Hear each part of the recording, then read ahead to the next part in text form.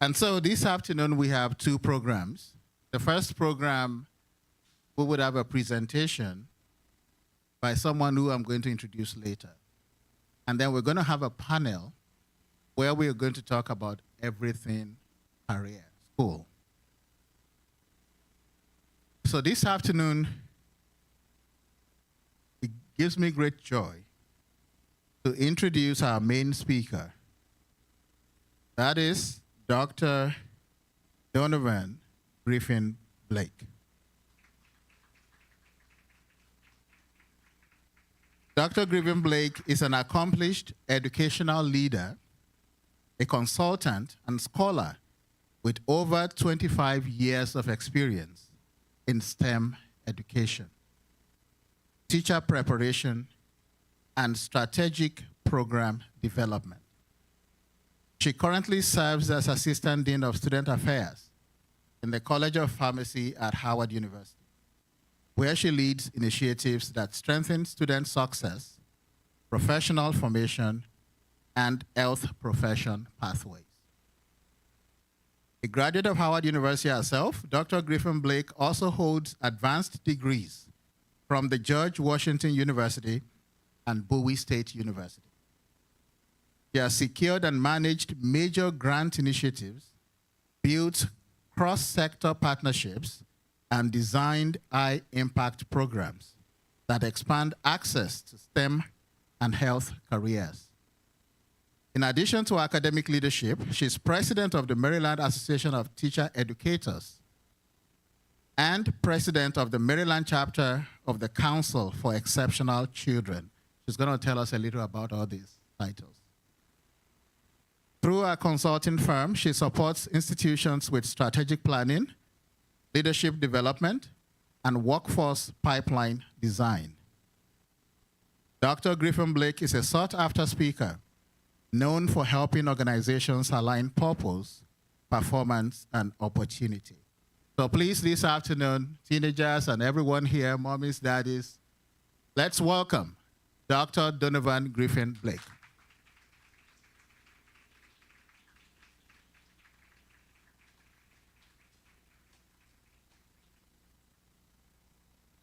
All happy to be here with you on this Saturday at Christ Life Church. So I'm Dr. Griffin Blake. I never travel alone. I'm often with somebody. So today I have two special guests with me as well. You'll hear a lot about them in my presentation. So my oldest daughter, Paige. Paige, stand up and wave. All right. And then her sister, Peyton. Stand up, Peyton. Thank you. All right. So they're looking like, I gotta go. So they were happy when they saw y'all. Oh, it's young people. All righty. So we're going to get right into it. So a little bit about me. Next slide. All righty. So you see Paige and Peyton there. And I'm from New Orleans, Louisiana. That's where I was born and raised. And I moved all the way to Washington, D.C. to attend Howard University because that was my dream since 7th grade. Nobody told me is you have to pay for it. You don't just get to go there because it's your dream. We'll talk about how I got that done. As he previously said, I'm the president of the Maryland Association of Teacher Educators, which just means that all of the colleges and universities in Maryland and in D.C. that train people to be teachers, I work with all of those people. Also, he said I was president of CEC, which is the Council of Exceptional Children.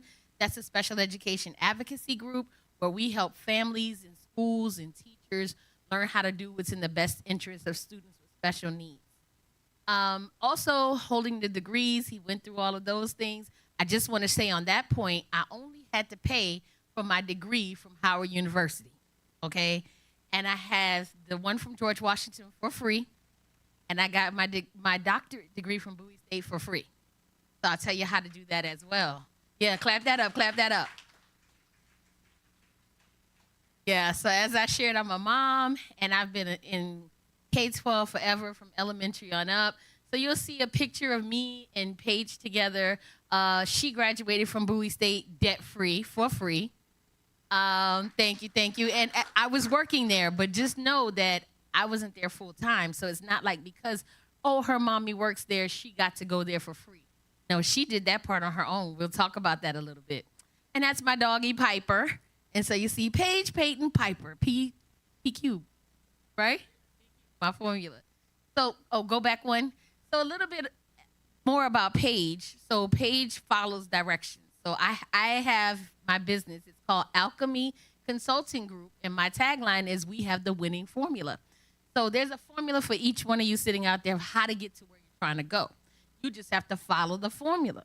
All right. Same thing in science. So Paige followed the formula. Did everything I told her to do. She started undergrad in COVID. All right. Everybody's at home. She didn't get a prom. She didn't get to walk across the stage like you guys do. She had that just me and her dad. Her sister couldn't even attend, okay, because it was COVID. And so when she came out, I said, Paige, I know you're in school now, but I need you to be a leader. Ma, how you do that? I'm sitting in my room. Ain't nothing going on. I said, apply for this. Applied for what I told her to do. They accepted her, right? Then she went on and continued to do everything I said to do. Got her degree in biology like her mom. And she ended up being selected to be President Biden's any sitting president's first ever student, what was your title?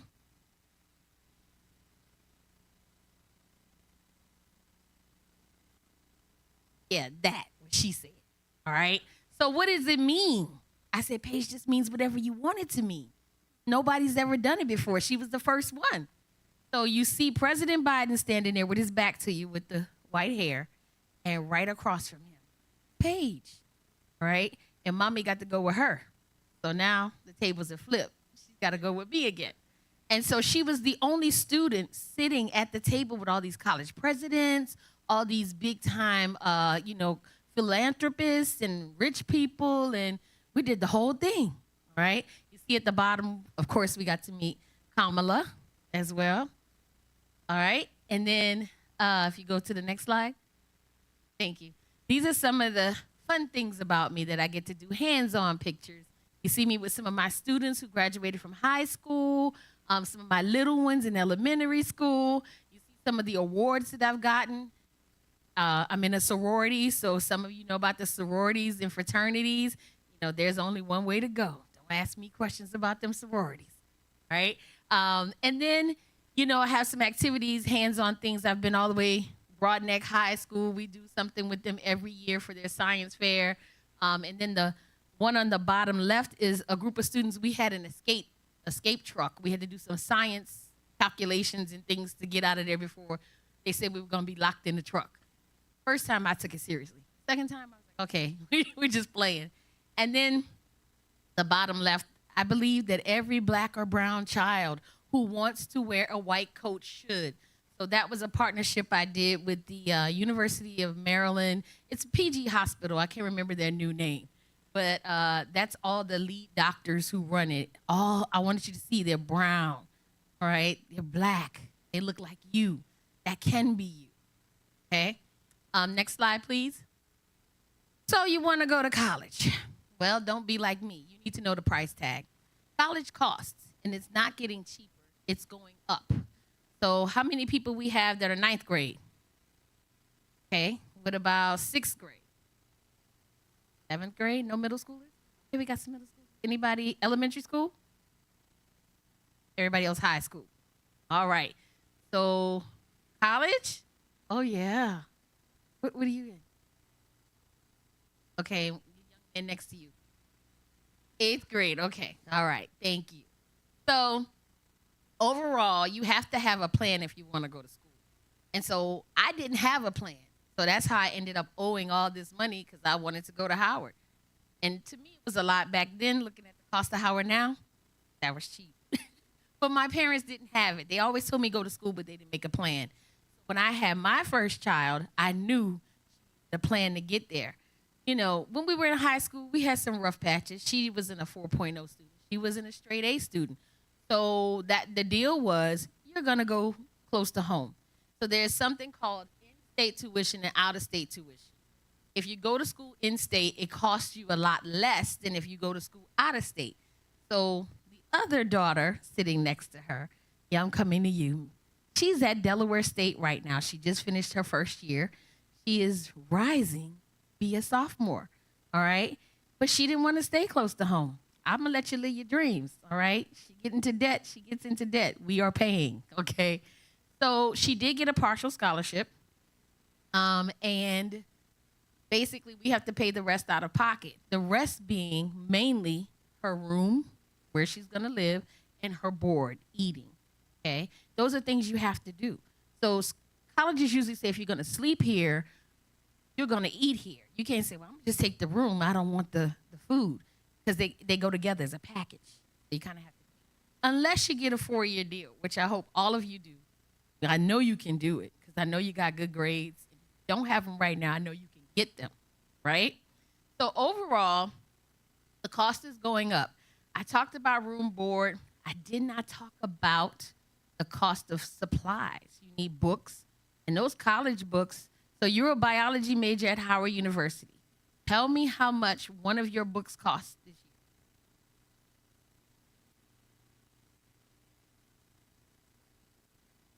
On a full ride. But if he went back and looked at those receipts, Peyton, you know how much your books cost? Okay, so you see these scholarships, oh, they're included.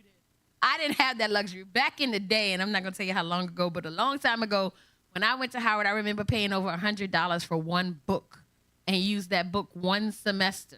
And the next semester, you have to buy another book. And that's just for one class. There's a book for every class.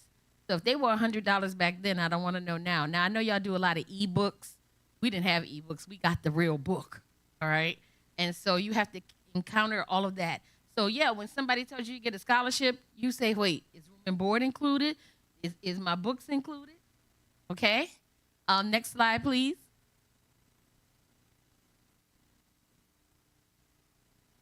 So there's some key words you need to know when you start talking about, I want to go to college. There are 2-year colleges, and those are good. For my people who are currently in high school, I forgot a word to put on there, dual enrollment. Dual enrollment. That's where you go to college while you're in high school. Now, the way Paige got college so free is Paige got into dual enrollment right after her sophomore year of high school. She started in her junior year. She did a class in the fall, class in the spring, and then she did a summer class.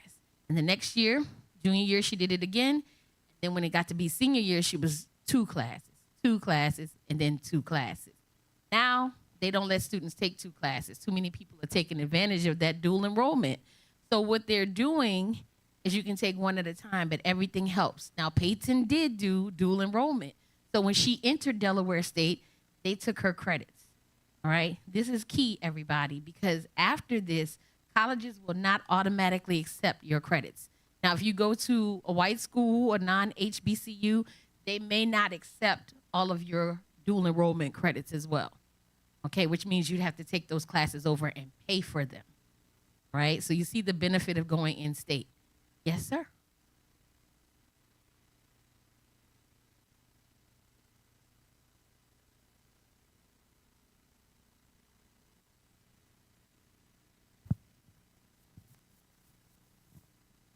Are you able to do dual enrollment? Well, some people can end high school early because they'll skip. And so some people go to summer school in high school just to get those credits taken care of, right? And that's one way you can go faster. I don't typically recommend it. What are you rushing for? You rushing to pay bills? You rushing to take care of a wife and kids? What you rushing for? Take your time, because you're never going to get this time back. Once you get on this side, there's no going back. All right? What the man said, no murk. All right? So you must just take your time, pace yourself. Now, when you get to college, if you want to speed up, you can, because it costs money. So a 2-year college is like usually Anne Arundel Community College, Prince George's Community College. Those are usually your 2 years. 4-year colleges, most of the other colleges that you're looking at, they're 4 years. All right? So it takes you about that long to get your degree. Some colleges are 6 years. All right? It's a 4-year college that you didn't pay attention, or you kept switching your major, changing lanes. It takes you a little while to get out. All right? How long can you spend working on one degree? Anybody know? Huh? 120 credits. So if you start a bachelor's degree and you stop because you got a family or you got to take care of mom or dad or something, grandma, and then you come back 20 years later, you can pick up where you left off. Now, when you get to graduate programs, you can't do that.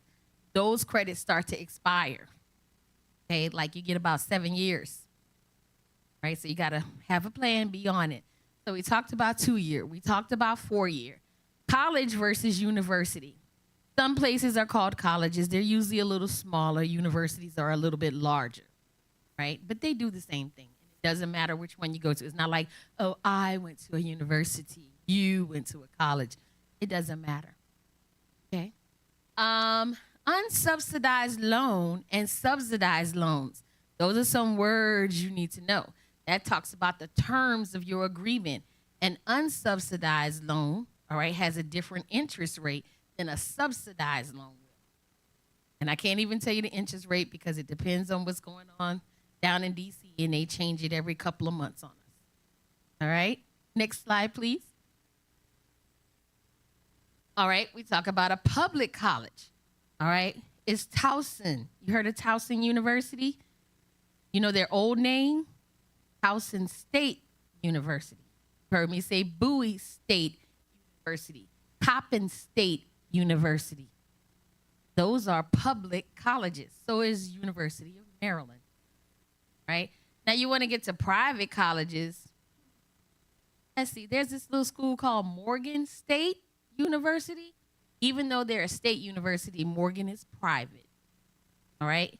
And all that means is if it's a public university, the state gives a lot of money to that one, okay? It's supported by the state. So the taxes your parents pay on groceries, on all this gas, and on all the food items in the state go towards helping those schools. I think we're supposed to get some of the casino money, too, because there was a whole line of people down there by Arundel Mills. I know they're going to Maryland Live, so maybe we're about to get some more money.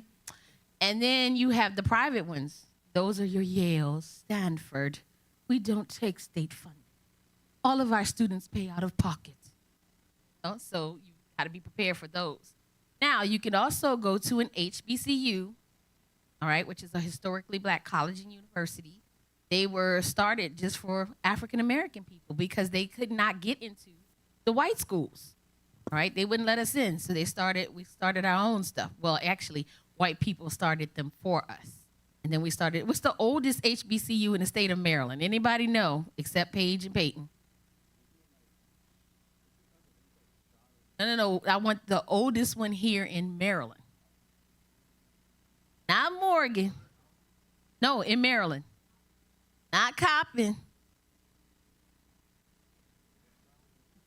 I hear somebody say it over this way. Was it? It's Bowie. Bowie State is the oldest HBCU in the state of Maryland. It's the first. And it was started as a teacher's college. If you look up the history, most of HBCUs started as teacher colleges. And the reason why is because back then, they wouldn't even let the babies learn. So we used to teach in a church like this. We'd have one-room schoolhouse. You would have kindergarten all the way to 12th grade in one room. So we kept training our teachers. Then, well, you know, they said, okay, now you can go and do this. Now you can go and do that. And so we had teaching and then came nursing, all right, because we took care of everybody, right? And then after that, you started to get all these other disciplines, right? So you were trying to tell me the oldest HBCU. So which one is that one? It's in Pennsylvania. What letter you said it starts with? A C. Called Cheney University, all right? And so there are a lot of them. You have to check them out. And all HBCUs, they all have kind of the same formula, but just because you have the same formula doesn't necessarily mean you get the same product, all right? Some of them have a band, like Southern University. Ooh, you just be there to listen to the band all day long, but that ain't your major, all right? And then some of them have a really good football team, all right? And then, Peyton, why you went to Dell State? What does Dell State have? By the way, she is the former freshman class secretary, moving up now to be the sophomore class secretary. So why Dell State?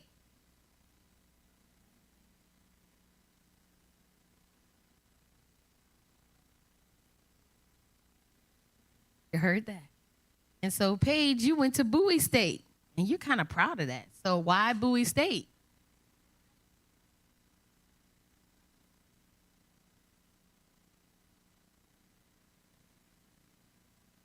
Okay.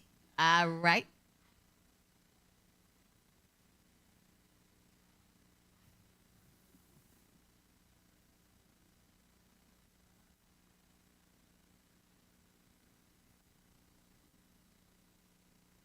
Wait, you ahead of the slides.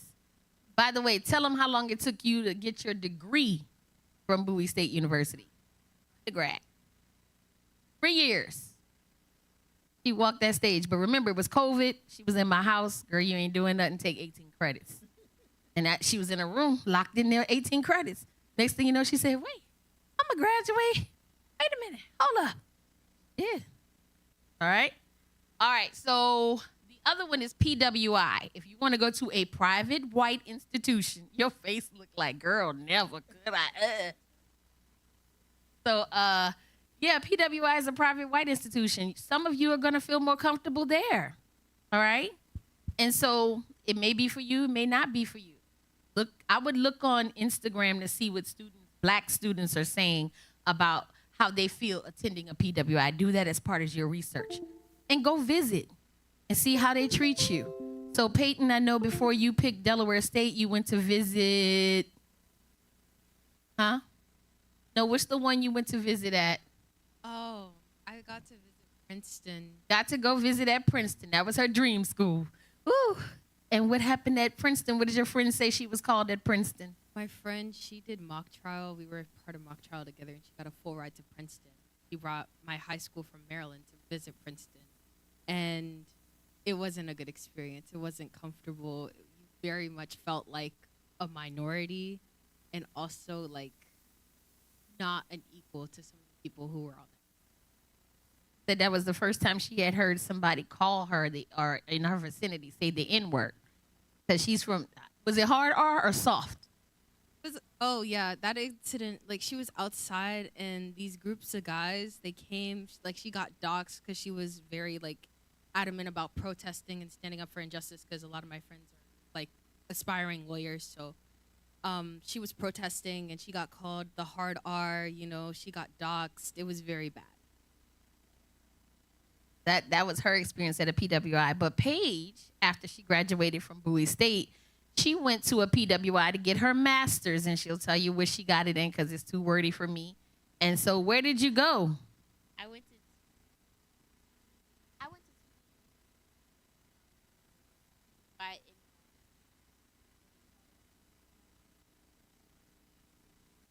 I got my master's in microbiology. He's at Howard as a bio major. Micro's fun. Huh? Orgo. Orgo one's You, when you get a chance, talk to Paige because one of your organic chemistry teachers was her organic chemistry teacher, so she can tell you a few things. So you hear a little bit about the PWIs. The last one is HSI. Anybody know what that stands for? Hispanic Serving Institution. So now they got their own schools. And I kept saying, I don't really know any HSIs in the DMV off the top of my head. And this week I had to go to a meeting at Trinity Washington University, which is, if you're driving into DC on Michigan Avenue, you're going to pass Catholic University, then you pass Trinity, and then you're on your way to Howard. You keep straight a little bit, you might hit American. But Trinity is now an HSI. It used to be all women, and now they are specifically an HSI designee. Okay, why would that school start being an HSI? No longer all women. Remember I told you about the money from the federal government? They were giving money to the HBCUs and the HSIs, all right? And they didn't have one in DC, so that was a smart move, right? But they take anybody as well, just like HBCUs. When you go there, you will see white students, you'll see Indian students. We don't just say, hey, you not black, you can't come in here. Not like that, right? Next slide, please. Okay, so the big piece coming up, that SAT. I want to stand before you and tell you to your face, I have never in my life taken SAT. All right? And yeah, I'm a doctor.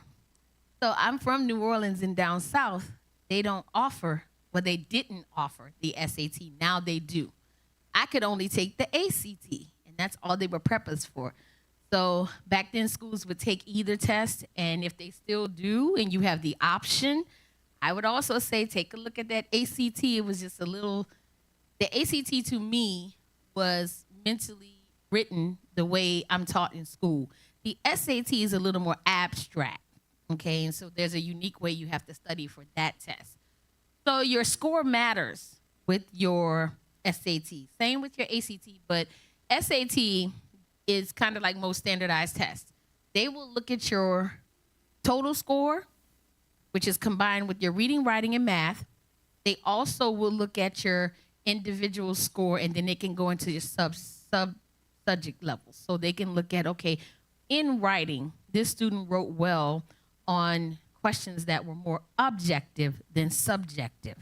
All right? At the rate we're going with these admissions and our current administration, they may use any of that to discriminate against you or to include you. So I need you to do what I told my children. I don't care what your mama named you, what your nickname is with your friends, what your street name is, what your IG name is. When you apply to these colleges, they see you on paper. You always make your paper look good. When you take a test in school, why are you trying to get an A? What does an A mean? Whose name is on that paper? What's your last name? Doesn't your last name represent your parents and your family?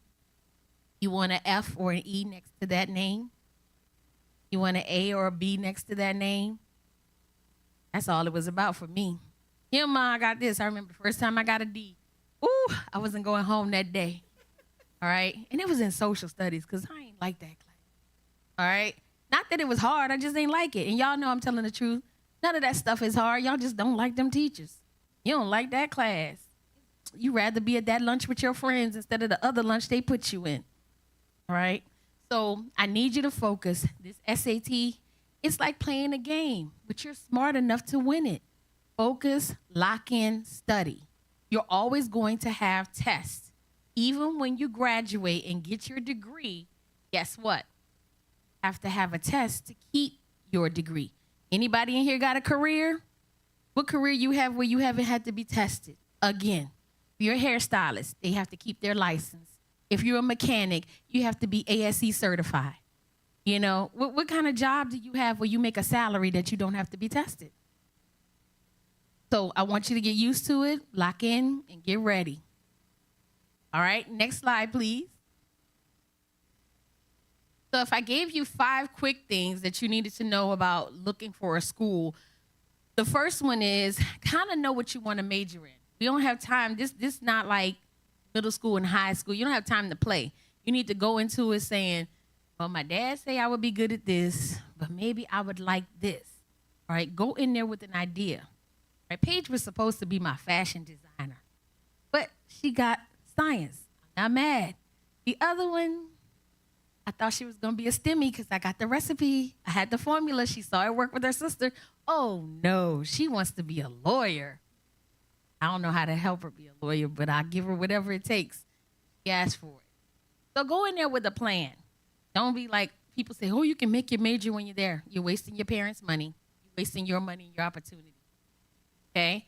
The number 2, look at the cost. Yeah, you want to go far away. It's a name brand school. That even includes Howard University. All right? It's pricey. It's not for the cheap and the weak. But I told her to go get the same degree. She went and got a degree at Bowie, and she was the one who was in the White House. See what I'm saying? So when God has something for you, it don't matter how you get it. Just get it. Be obedient. All right? So at the end of the day, you need to make sure you can afford it. Have a plan. Financial aid is changing. All right? If your parents are planning to use financial aid for you to go to school, they need to make sure by your junior year everything is tight.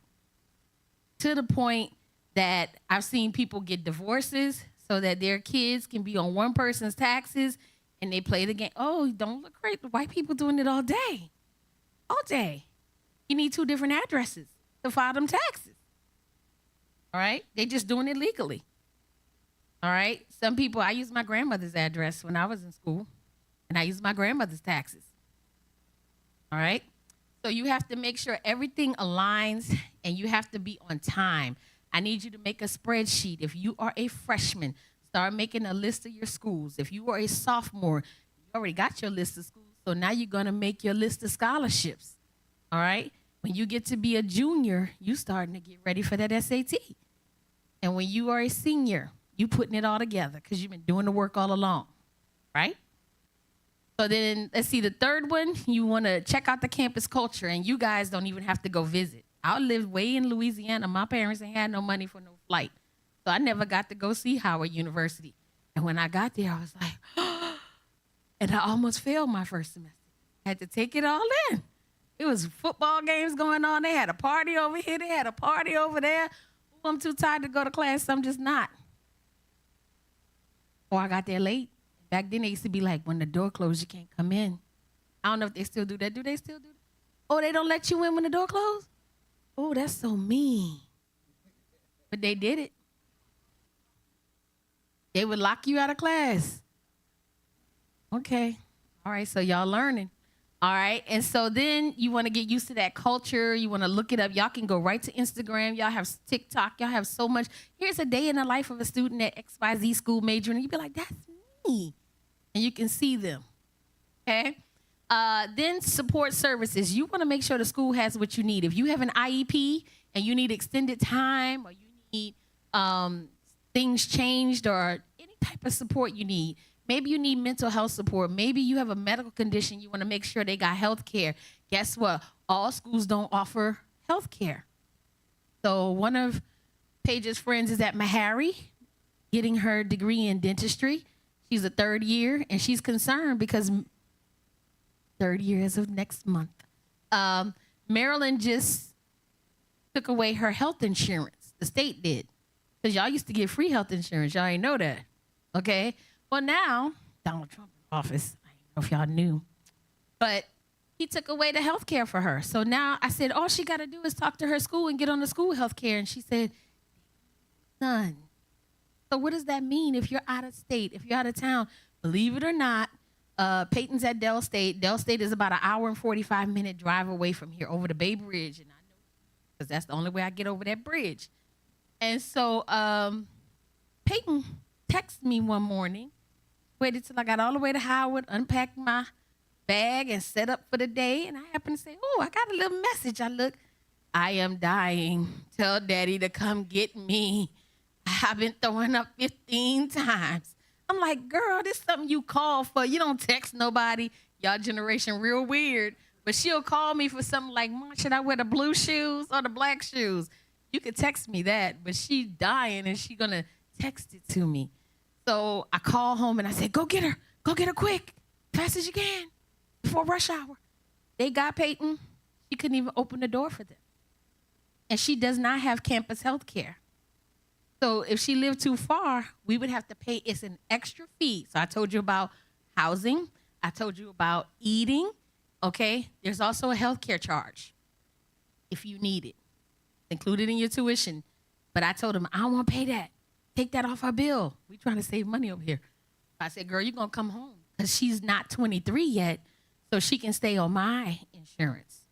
I'm already paying it out of pocket, so why are we going to double dip? Okay? So right now, she's good. But we had to bring her home because she was sick and take her to urgent care. So keep all of that in mind if you go far. Because if she was in California somewhere, she'd have been stuck. And we don't know anybody. Okay? And her roommate was gone that weekend, right? She had already left. So she just been in there by herself. It could have been a bad situation. But God, right? So the next one you want to look at is location, the opportunities, and the networking.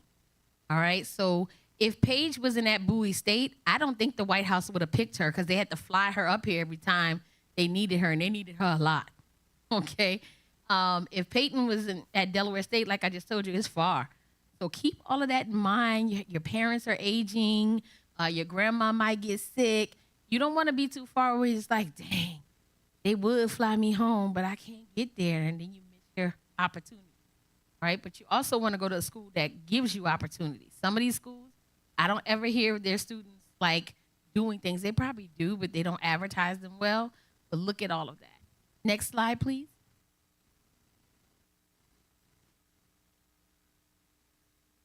So I showed you. Let's do some math. I know y'all don't want to do it. I don't like math either, but us got to do it, okay? Most HBCUs range from $7,000 a year to 33. That used to be. I got to update that slide because I think Howard is how much a semester? Way more than that. I put all the HBCUs in Maryland on the big square so you can see them. Coppin State is in Baltimore. If you haven't visited them, check them out. They're a really good deal. New buildings. Maryland is putting some money out in these streets. I mean, the buildings are beautiful. The new lab, their science person, their teaching building, gorgeous. And they're not done. They're still building. I haven't been in their dorms, so check that out online or go visit, okay? Maryland Eastern Shore, all right? They're another gym, but they way on the Eastern Shore. So I heard, so another term I should have put on there, I'm learning. I should have taught y'all what a party school is. So University of Maryland Eastern Shore, I was told, is a party school, all right? But I did see they had people graduate. I just saw their graduation online, all right? So check them out as well. But again, you may be far. Okay, you may be far from home. I don't know how getting back and forth and how often you can come home. All right, Morgan State. Y'all know where Morgan is. All right. Morgan's not far, but it's also party school. But then if you're a STEM major, they're about to open their own medical school. All right. So keep all of this in your mind as you go. Morgan gives out a lot of money too. All right. Bowie State. So when Paige went to Bowie, I'll be transparent, it was $8,000 something, like $8,400 a semester. Divide that by 2 because you pay per semester. So that was like $4,000 something. So the first semester I paid. Second semester, I said, Paige, they're not taking my credit card. I called the bank fussing, why you not, what's wrong with my credit card? People won't take it. The girl gonna get put out of school. I had to take off my job and stump up there to the financial office and say, what is the problem? Here's my card. Do you need it in cash? The lady said, we don't need it at all. She got a scholarship because she made the dean's list. I said, well, y'all could have told me that so I wouldn't be stressing out. All right. Then she said, you want your card back? I said, yeah, let me put it back in my pocket. I was so proud. Look at Paige. Girl, look at you. Got that scholarship? Then I told her, you better not lose it. Right? So then she got another scholarship, an outside one, which I'll tell you about a little bit more secret about these scholarships. Now, if you want to go to some of these other universities, Delaware State, Howard, VSU, Hampton, all of them are great. Maybe not the last one at the bottom. That's why it's at the bottom of the page. But I have to tell you about the real HU fake one. You want to go to Hampton? Y'all thinking about it? Okay, I'll be nice then. All right. Hampton's a nice school to go to, too. All right, being fair. Next slide. Yeah, I went to Howard. What else is there to say? Look, there's nothing else. There you go. So tuition and fees, just to give you an idea, if we took the few schools, so I put Towson, I put Bowie, I put Harvard, and Howard, all right? So if you are in state, okay, here in Maryland, Towson only costs you, and that's a what? White state school, right? White public school. It's a $9,996 a year. That's not bad, because remember, divide that by 2. So your parents are going to pay a little bit in the fall and the rest of it in the spring. That's not a bad price. Bowie, oh, Lord, Bowie done went up. No, it's not. $6,050. Divide that by 2. So 3,000 something, 3,000 something. That's in state, right? And I didn't put fees in there, just primarily the tuition. Harvard, everybody heard of Harvard, 59,000? That's a lot divided by 2. 25. That's a car each semester. Okay, that's a Toyota Corolla. All right. Howard University is say 29,641. I double checked it this morning, but that is per semester.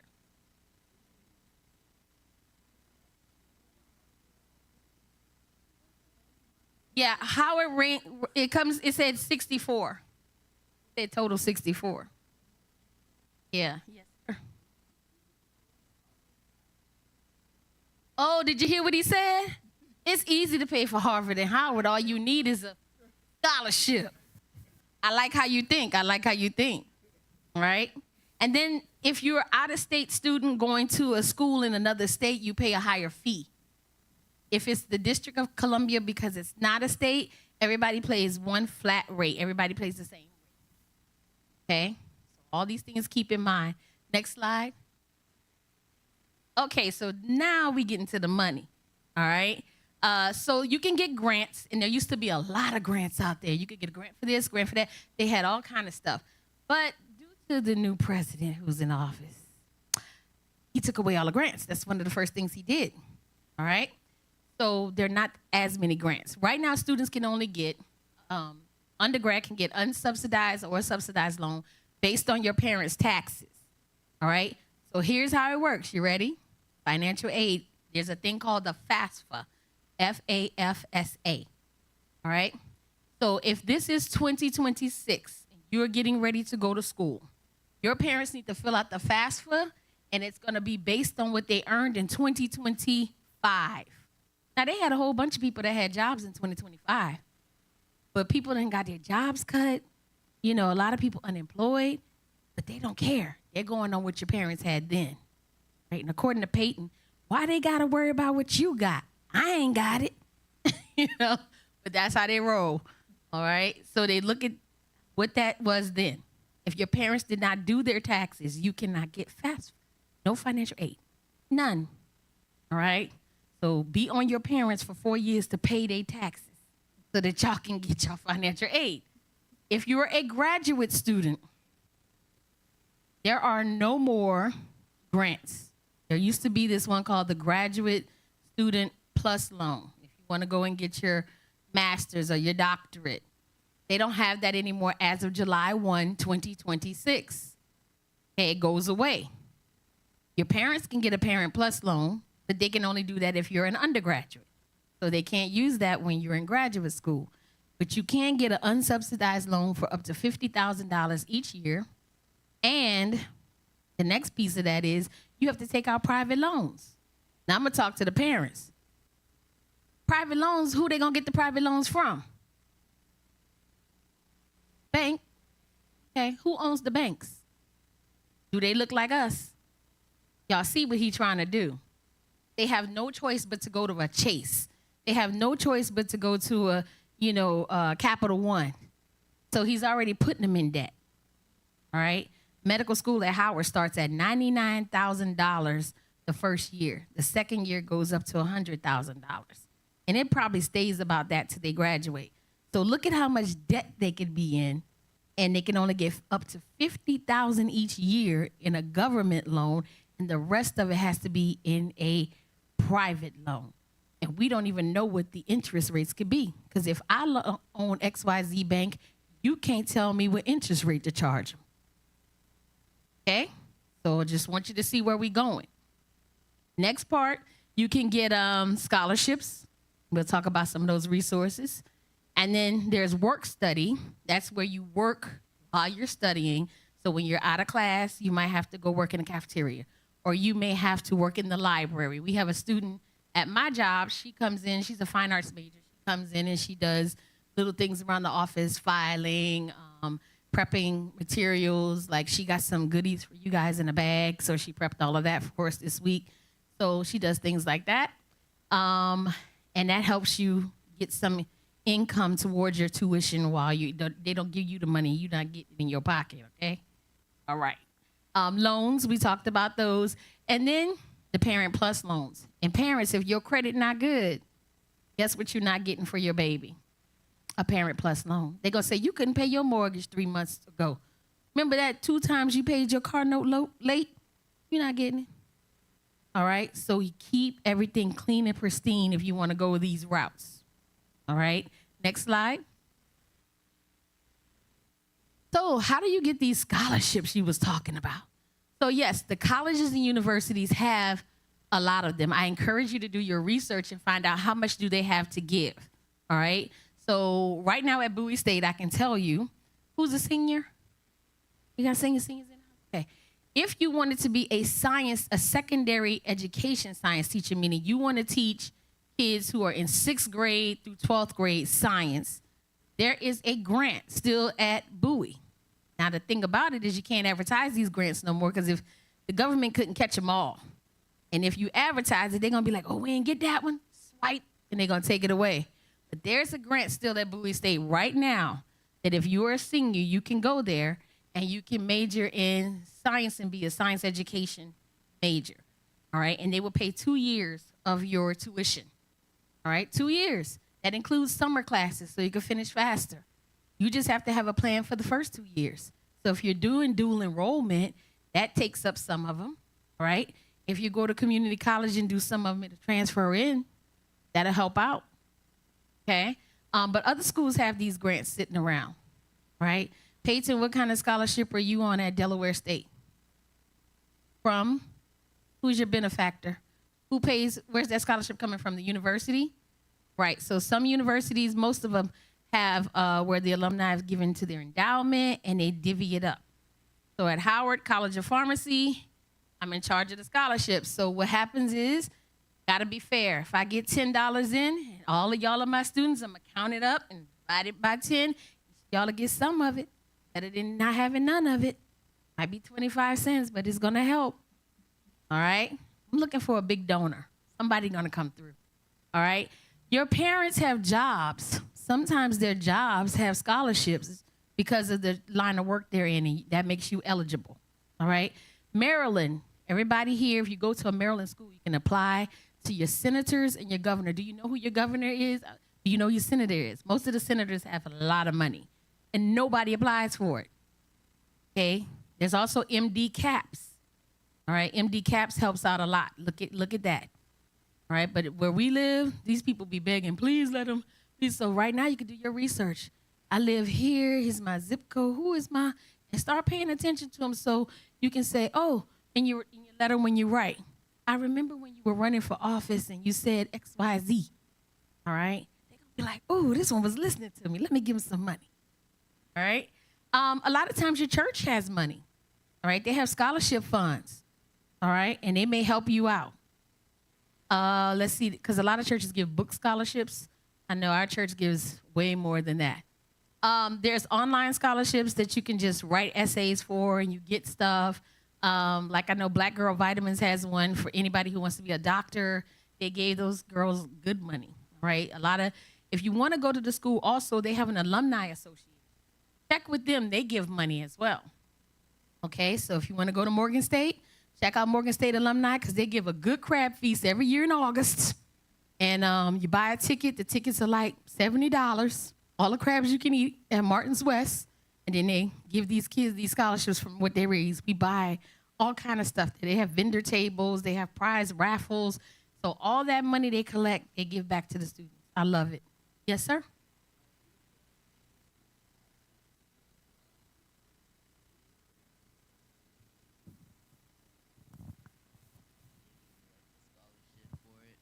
Those type of scholarships are based on individual. So if all three of you were on the lacrosse team, they wouldn't say all three of you get it as a group, so they give each of you one. And that's how it works. So if you have a friend or a buddy, y'all need to apply together, encourage each other together, because when you get your money, it's on an individual basis. Okay, but schools do have them. Howard University got a bowling team, a girls' bowling team, and they give them scholarships. Y'all see the cheerleaders at them schools? Scholarship. Y'all see the people playing in the band? Y'all think them drum majors just like them big hats and to be stepping like this and going back like that? No, honey, scholarship. All right, so you guys need to pay attention to those too. All right, if you have a special skill, there's all different types of things. Let's see, we talked about local companies like Sardi's. It has a, y'all know what Sardi's is? The little food restaurant. They have a scholarship, but I only seen the Hispanic students get the scholarship. I'm telling you the truth, okay? So I'm waiting the day I see a brown face. Oh, look, my black baby got a scholarship, all right? If you are gonna get a degree in a certain area like STEM, Peyton can't stand me because I send her all the scholarships I get. And she's like, Ma, this is for STEM. This is for, I said, I keep forgetting you went away from the family prodigal daughter. So she still sees them, but they're out there. You can apply for random ones that you find on your own. I told you about churches. Look at whatever industry you're going in. If you're going into law, if you're going into political science, they give scholarships for everything. There's a scholarship for people who are just left-handed. All right. I saw a scholarship the other day. I probably sent you that one too, Peyton, but you had to have a disability to get it. I was like, dang. I said, dang, man. Well, let me think. She be blinking her eyes some mornings like she can't see. I should have said you can't hear, because when I talk to you, you'd be like, I didn't hear you. Maybe you should have got that one, But there's a scholarship for everything. The key for scholarships is starting early, and y'all like computers, so type them in a Google Drive. How do you keep them? Okay, so I send them to her in an Excel, and she never gets back to me. So she says she puts them in Google Docs. And then what you could do is start putting them by month. And so if you don't get it this year, okay, I'm still eligible next year. I'm going to apply again. So I said I was coming back to Paige on the scholarships. Paige applied. She had a system. How did you apply?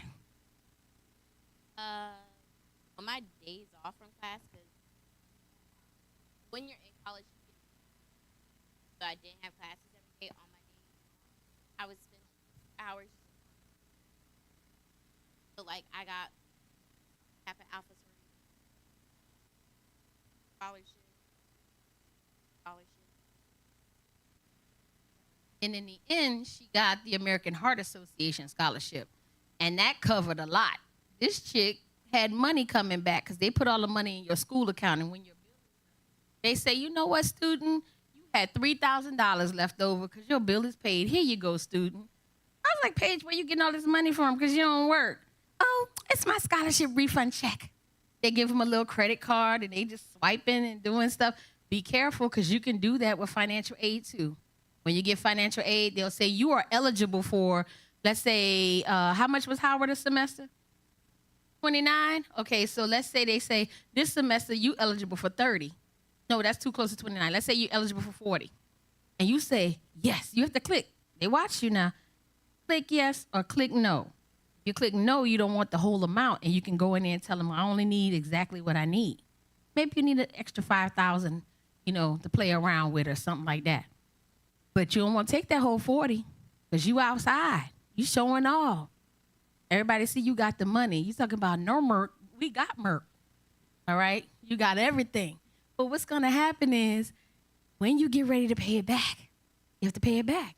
But that scholarship money she got, that she was around here swiping and doing stuff with, she didn't have to pay back. So even though you got the car STEM scholarship, keep applying for scholarships, right? Nice way to get a car.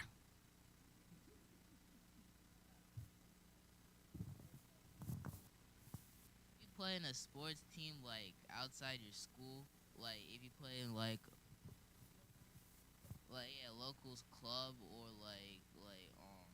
would your team like give you a scholarship, or like let's just say like a soccer team like outside your school, would they give you a scholarship, or you have to play in your high school team for them to give you a scholarship? Depends on the organization. And sometimes, that what they're looking at is just if they have the money or a foundation, they'll give it to you. If you're eligible and you apply, they have a committee that looks it over, they'll give you the money. And so it varies. So you guys have a lot of ways of getting scholarships. When myself and your parents was looking for stuff, we had no internet.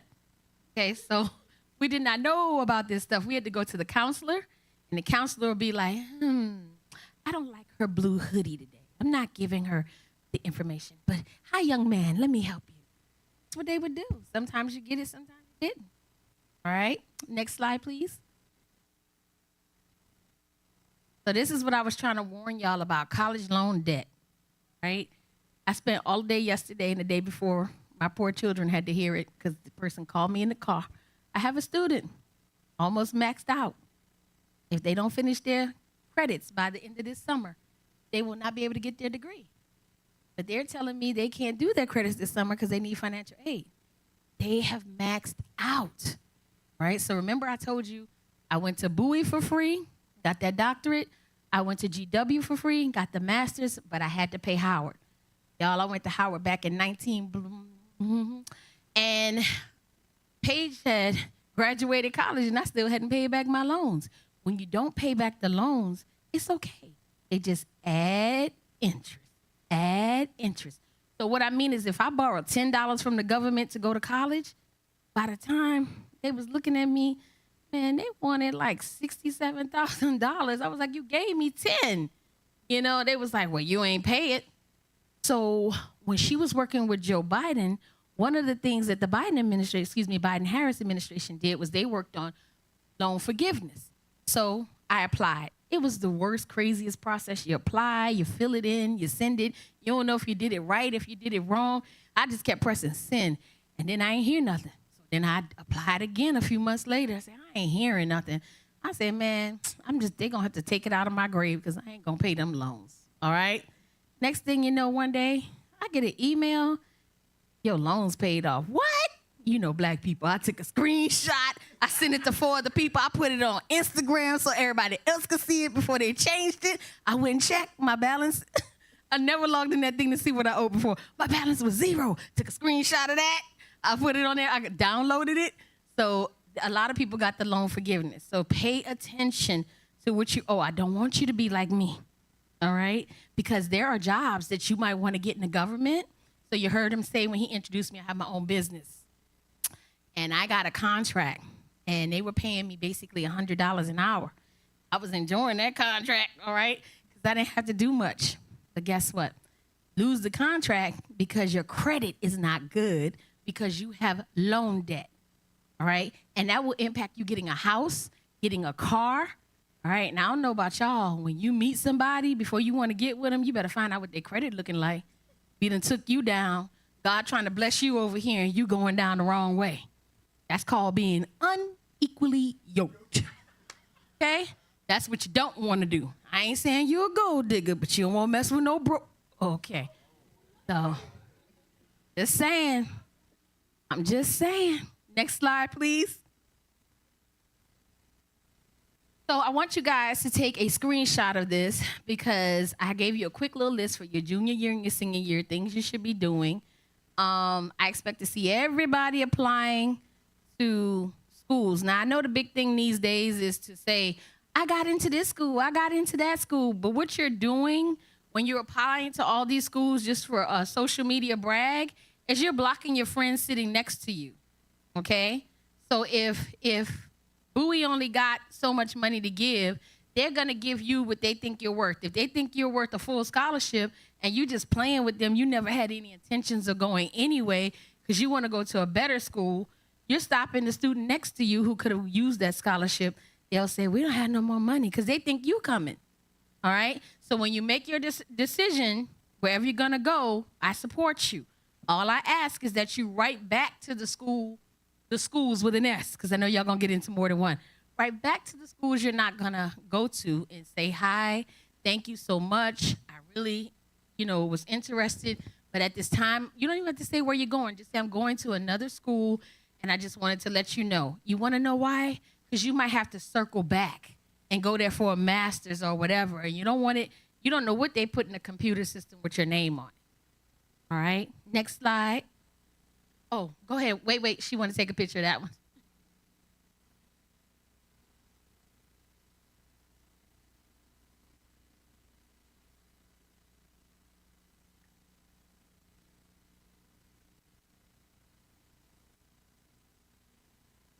Next slide. So here's where you get to ask me whatever you'd like if you didn't ask it already. Yes, sir.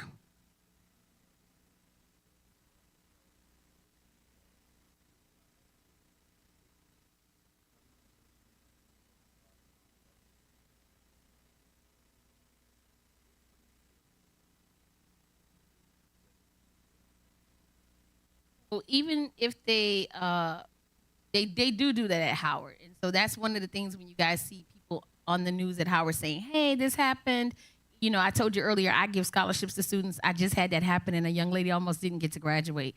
They took the money I gave her and put it at scholarship money and put it towards her account, and it went to start paying back her loan. So I said, why didn't y'all just pay off her balance? They were like, oh, we messed up. So she has to pay it back later. And that's fine. I had to fight for it, though. They said, oh, she owes money. She can't walk. I said, this isn't her fault. She got to walk. But basically, if you apply to those outside scholarships, pay attention and ask them how would they distribute the money. So like if you applied here at your church, they would probably write you a check from the church to you, and you put it in your personal bank account. That's what Paige did. But now when she got like the Heart Association, did they send you the check? Okay. And how much was that one? Couple thousand. Yeah, it was like 5,000-6,000. So she just put that in her personal bank account. So a lot of the outside scholarships will send you a check directly to yourself. So you can ask that in advance of applying. When they say if you have questions, reach out and ask that in some of the foundations. And then a lot of schools do put it directly to your school account because people, can lie and say they're in school and they're not in school and get this money.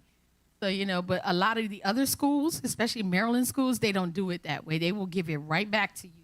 They'll put it in your student account, and when you look at your balance, instead of what you owe, they'll say you have a plus, this left over. And then we did what was that card called? Bank One card and Bank Mobile card. All the students do them, and then the money goes right on that card. I see Howard doesn't do it that way, but I know Bowie did. I know UMES does. I know Coppin does, and a lot of the other HBCUs in the state do. As a middle schooler, what should I focus on? You should start thinking, what do you want to major in? What kind of career do you want? Do you know what you want to be? Okay, what do you want to be? A computer scientist. So do you know who's the best school to produce computer scientists? And what is the measuring tool for you to make that decision? All right. So, I know a lot of schools have programs, but I know Bowie had like a couple $1 million in awards. And what that means for you is you can do research and get published and get your hands on. So I would say that's your first step. The other thing is when you see college fairs, even though you're middle school, go. They've been going to college fairs for me since they were like 5. And, because I had to be the representative for Howard alumni, they would have to tag along. So they would go look at the other tables and see what they had, right? So start getting out there now. Not too early to start, right? Any other questions? Parents, you good? I'll be around. I'm not leaving. All right, well, thank you for having me and your time and attention.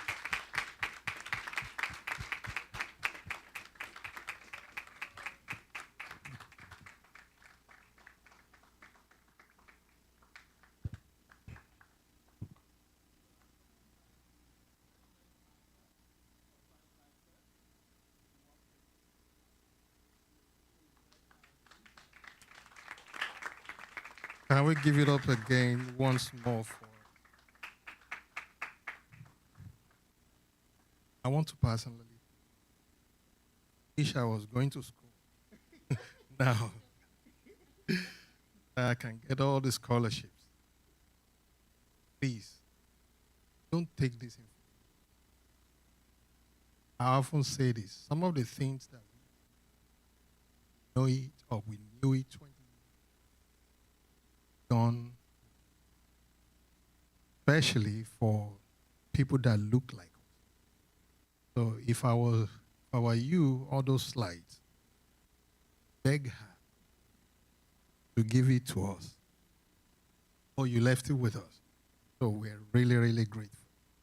So without wasting too much time, sorry, I didn't catch your name. Donovan, okay. So do they give scholarship for PhD?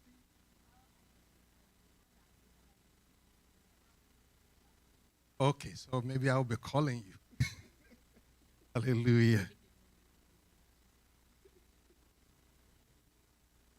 Praise the Lord. Well, thank you so much for coming. So, pleasure meeting with you. And the information you shared with us today, I want to say it's valuable. In other words, we can't put an amount of value on it. So it is really, really good. And for all of us who are getting ready to go to college, another thing I will ask you to do is get our contact. Even if you don't go to Howard, you can always email her. Sorry, I'm putting you on the spot. But on behalf of Christ Life Church, we want to present this to you. We know it's just a token, and it's not, even much more up to what you have given to us, but please accept it. So thank you so much. And I think you came with some people, right? So thank you for coming.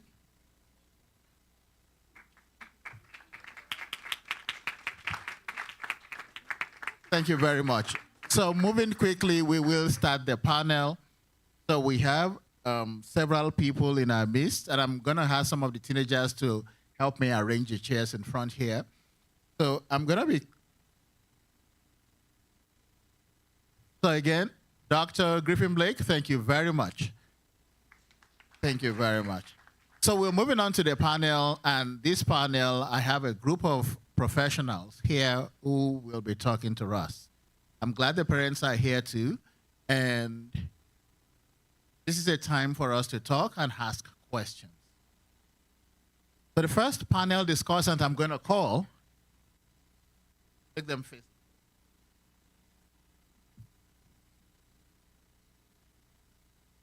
The first panel discussant I'm going to call is Dr. Billy Oguniyi.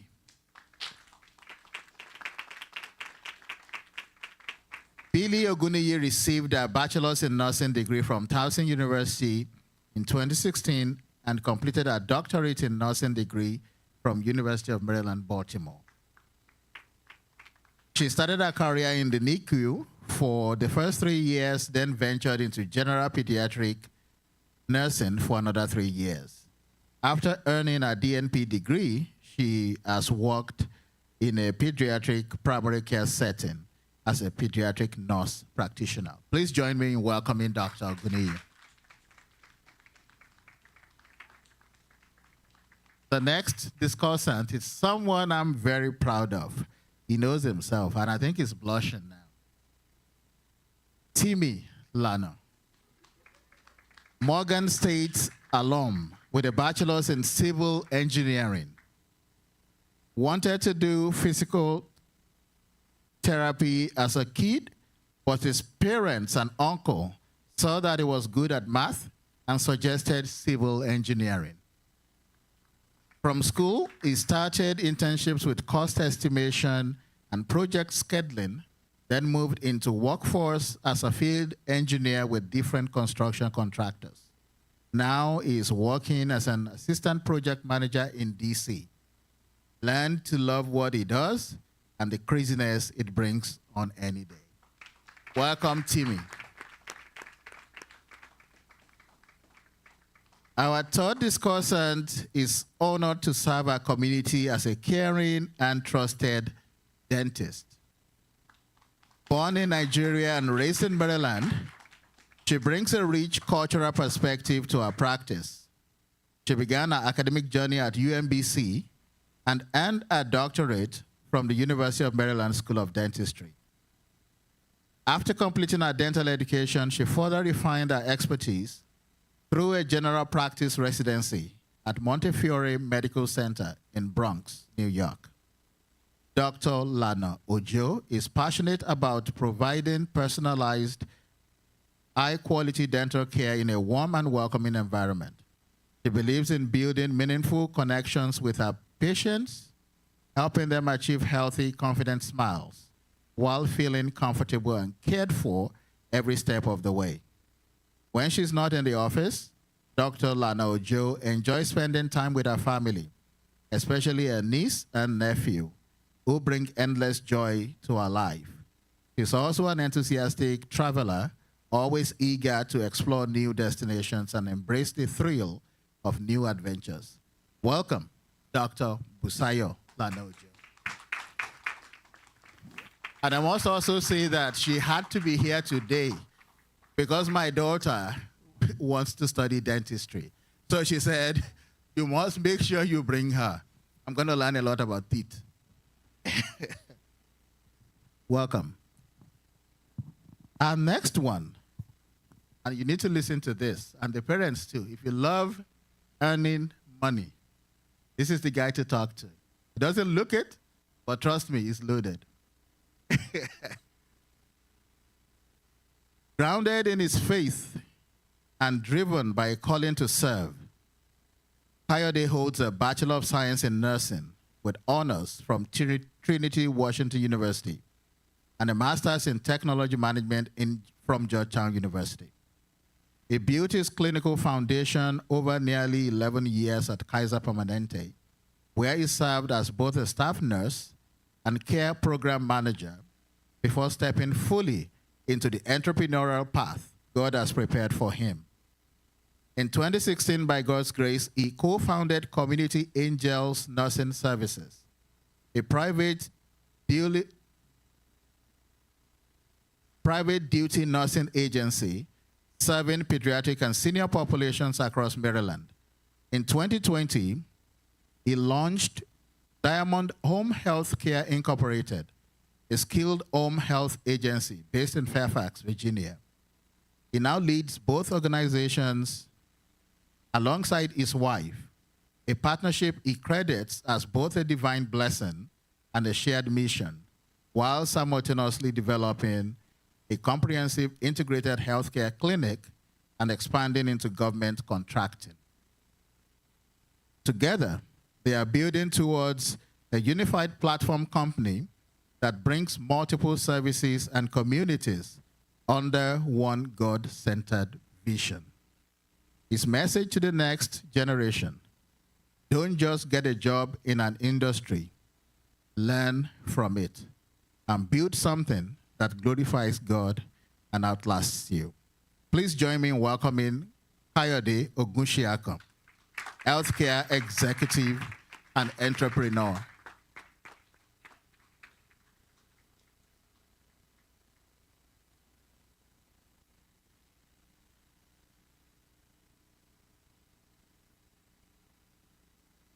Obviously, for this last one, I'm going to be biased because I'm introducing my own brother. Damilola Adesina is a senior data scientist and artificial intelligence expert with about 10 years of experience applying machine learning and advanced analytics to solve real-world problems. He currently works at Colgate-Palmolive, where he develops AI-driven solutions that improve supply chain efficiency, reduce waste, and optimize large-scale operations, delivering measurable business impact. Damilola holds a PhD in electrical and computer engineering. His research work on applying artificial intelligence to wireless communication systems was sponsored by the U.S. Department of Defense, now Department of War. He has worked with leading organizations including the MIT IBM Watson AI Lab, Apple, and Visa, where he has built intelligence systems across areas such as wireless communication, fraud detection, manufacturing optimization, privacy-preserving AI, and time series analysis. Damilola enjoys sharing practical insights on artificial intelligence in ways that makes it accessible and relevant to everyday life. He is passionate about engaging with people from diverse backgrounds and disciplines, creating opportunities to learn from one another, and explore how AI can be applied meaningfully across different fields. Join me in welcoming Dr. Damilola Adesina. Can I get one more chair? One more chair, the youth. Dr. Griffin Blake, could you please join us on the panel?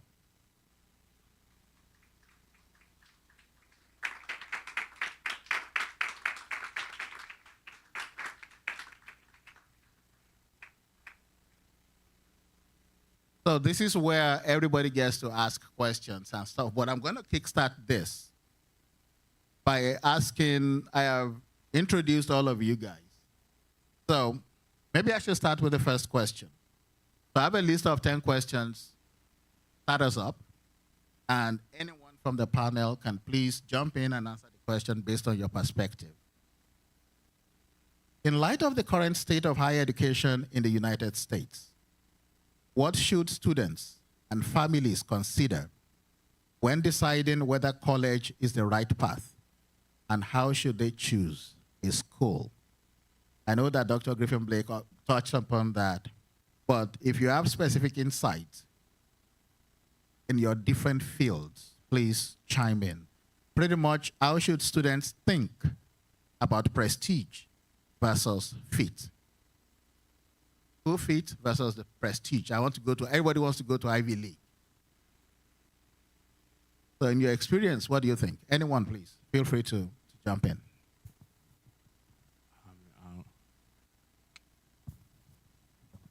This is more personal to me, but I think a degree is a degree. Some people, I think the community college around Anne Arundel Community College, you could get a degree from there, and it's the same degree from the most like prestigious school. Of course, when you get into the workforce, certain people will go to one school and they find out you went to another school. It creates that network or relationship or favoritism. But at least for me, I think a degree is a degree. And like the presentation said, find your fit. Don't try to overdo yourself price-wise, environment-wise. You don't feel comfortable there just because you want to get a degree from that school. That's just my personal.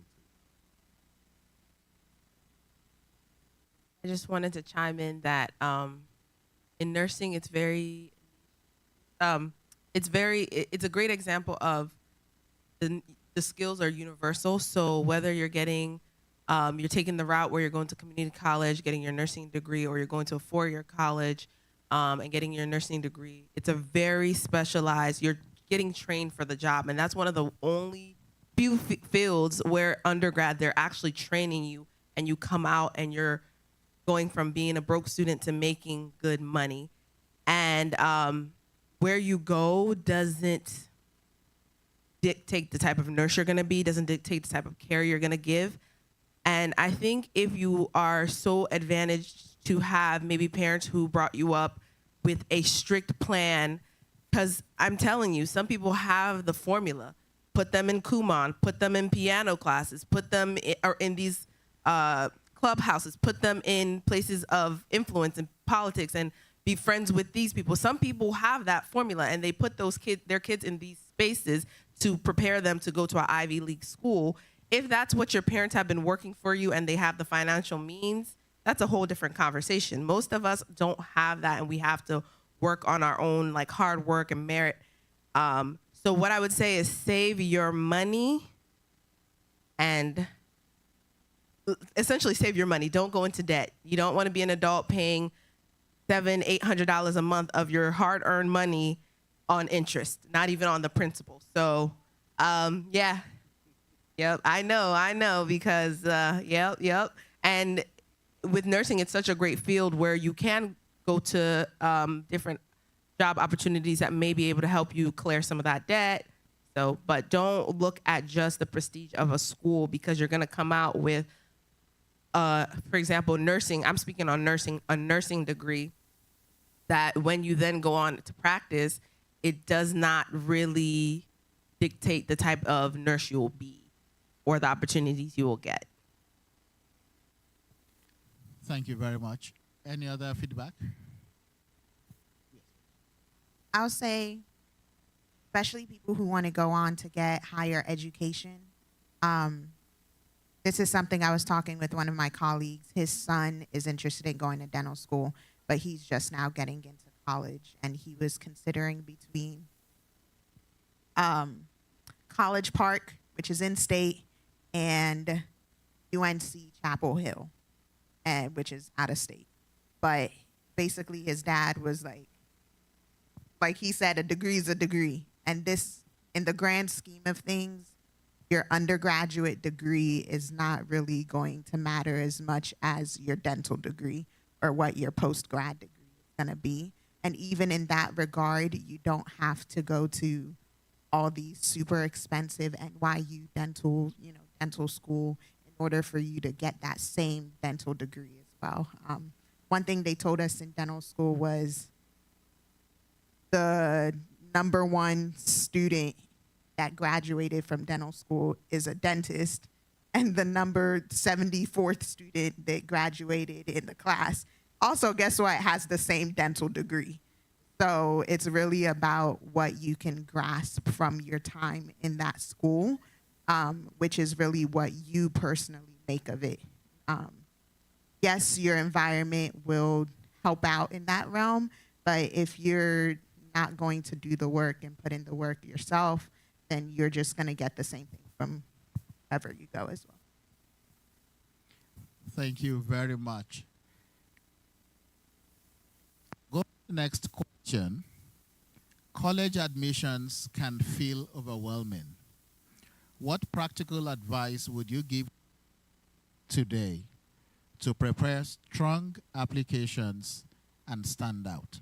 That is, what should students start doing now, even in middle or early high school?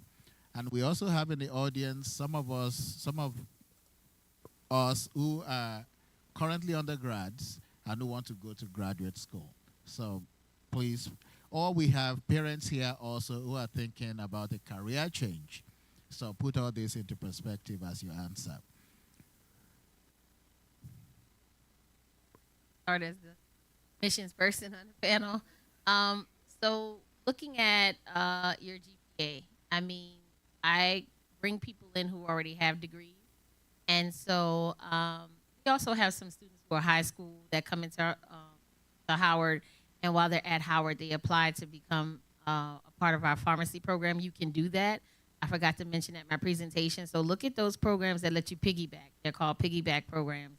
Like you can do the 3 years of, your undergraduate degree, and then they allow you to start your next degree in that 4th year. It saves you a little money there. But for graduate, we look at your transcripts. And so we go all the way back to undergrad when you didn't pass organic chemistry, or, you were, and it's kind of, you may say not fair because you may have failed because you were young and you were learning and you didn't know how to handle the rigors of college. And then when you got it under your belt, you look good on paper. But here's the thing. That's where your admissions statement comes in, your personal statement. So when you're writing things in your personal statement, like a fairy tale, like a story, I have to read those all the time, like back to back to back. And you get tired of hearing the story. It's like, oh, here we go, another novel. I didn't want to read a book today. So you kind of want to get to the nuts and bolts of the situation. Hi, this is who I am. This is what I would like to do. This is why I want to do it. Get to the who, what, when, where, why. Break it down to when you were in elementary school, right? Like you used to, and just add to it, make it a little more robust. Use some of those SAT hot words, some of your found education. But that's basically what we want you to get to. So after your GPA, we look at if it's a science degree like nursing.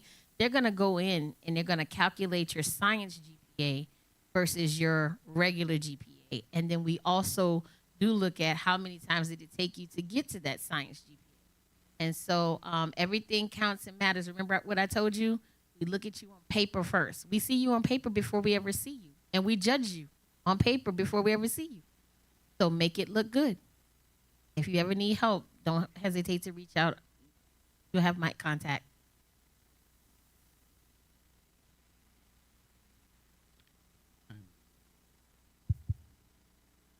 I think the important, especially when as young individuals, it's important that whatever you're doing now, you do it well. The scripture tells us that whatever your hand finds to do it well. Okay. Really the most important asset that we have now as young folks is time. Dr. Donovan mentioned earlier, you have to be studious in your education, right? So the grade is important, but more importantly, what are you doing with your time now? And to give you a more specific example, at our business, we have high school students that come every summer to volunteer. And it's very, very clear to see, you could tell those that will be successful versus those, God shows us mercy, but sometimes you can tell, oh, this person is going to struggle. And what I mean by what you do now, do it well, is you could tell some people are just volunteering or doing tasks just because, okay, maybe daddy asked me to do it or mommy asked me to do it, versus someone that you can tell they're putting in their 100%. So you might not have a final direction as to, okay, this is what I want to become, but you're still young in middle school, high school, so enjoy your time. If you're playing sports, play it well. If you enjoy community service, do it well. Those things, I know they might look as like stories on resumes or your college application, but if they're genuine enough, and I'm speaking, I guess maybe it's not relevant for undergrad, maybe for graduate school, because you have to write something about yourself, why you should be considered for that program specifically. But talking from my experience and from an employer perspective, you want to make sure you're diligent in everything you do. And don't ignore the counsel of your parents, right? The scripture says, in the multitude of counsel, there is a higher chances of success. So listen to what they ask you to do, follow instructions.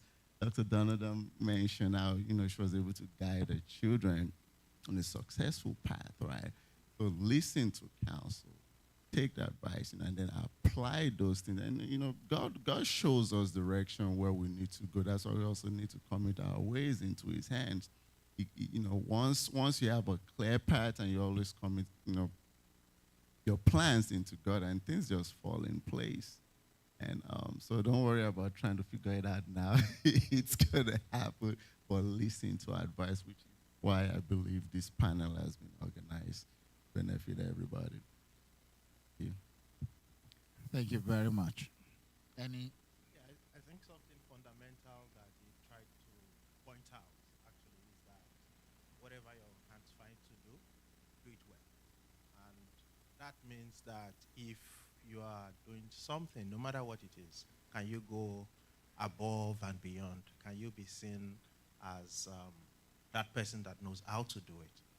What that translates to is that suddenly, in a very short period of time, you become the expert in that thing. And when expertise comes in, it gives you confidence even to face other things when they come. So it becomes a situation of, I can figure this out, I can do this. And we're in a time that is unique, especially because of AI. People say it's taking over and all of that, yeah. But it has also given us the leverage to process more information per time. So Doctor gave a great presentation. I felt like after that presentation, we don't have much to say again. But I will say that when you have conversation with your friends, also talk about things that you think do matter, from the school conversations to what are you doing, what can we leverage on. It shouldn't just be play. That play is important, but then have this conversation. From there, you begin to see patterns. You begin to see where people are going to and what people are doing as well. Thank you. So you see, he talked about patterns. Again, that's the AI data science guy talking. I think something else to consider as well, too, Dr. Donovan also mentioned the dual enrollment that you were talking about.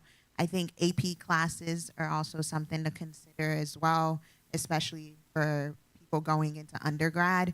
They kind of do, well, depends. So with your AP classes, I'm sure some of you in high school are familiar. You have to take a test at the end of the school year, and depending on what your grade is, if you get a 4 or a 5, I don't remember, I think it's out of 5, but sometimes depending on the school you go to as well too, those can be counted as credits for certain classes that you are required to take as well. So depending on how many of those you take, you can enter as like a second year sophomore in terms of the number of credits that you have. So that's something as well to think about. And outside of academia as well, looking into honor societies or different clubs that you do in school as well kind of will set you apart from just somebody that has 4.0 GPA. That's it. So they kind of want to see a well-rounded person as well too. That's a good segue to my next question. And that question is, beyond grades and test scores, what qualities do colleges, employers, and business leaders look for in young people today? For example, leadership, like you talked about, character, service, how well do you communicate? How important are these other things? So the question is beyond grades and test scores. So for the teenagers here and those going to college, the first thing are your grades. I mean, 100%. Grades first. So now if all of you had 4.0s, then there has to be something to distinguish between all of you that have 4.0. But if you don't all have 4.0, 4.0 gets taken first, followed by 3.9, followed by 3.8. So again, just to put them on the spot, I teach the teenagers class, so that's what I tell them all the time. So they're looking at me and they're turning their faces. I'm putting you on the spot. So, yes, Timmy, please go ahead. I would say it's very important to do whatever it is, something extracurricular. I've seen people, even if you don't, it's important to do it in high school, but I've seen people that came into college with no scholarships, and they went in, they joined this club, this association, they talked with the heads, they did a whole bunch of stuff. Whatever major you're doing, they have different groups or clubs, different projects or teams that go compete for different stuff that you could just do. And I've seen people go from no scholarship, no support to doing all that the first year. They're getting more support than I'm getting. And I'm like, what's going on? But it is very important. I remember even applying to college. I was always told, just add anything you're doing onto your application. Like, think of what you're doing outside of school. Like, I'm doing this in church. I'm doing this club. Doing this community thing. They look at it. Well, Dr. Donovan will know more, but I remember they emphasize just put something that's extracurricular, and it'll help you out. Yeah, I remember when my son was going to go to college, I actually took him to, I arranged with him to do research with a colleague of mine at the university who actually, I was taking him every Monday for his research stuff. And so he was able to write him a letter that this guy is interested in research and all that stuff. He also did some service hours at the hospital. I believe it was Kaiser. He volunteered there. So he had those things to strengthen his CV. But I would love to hear your other comments from other panelists.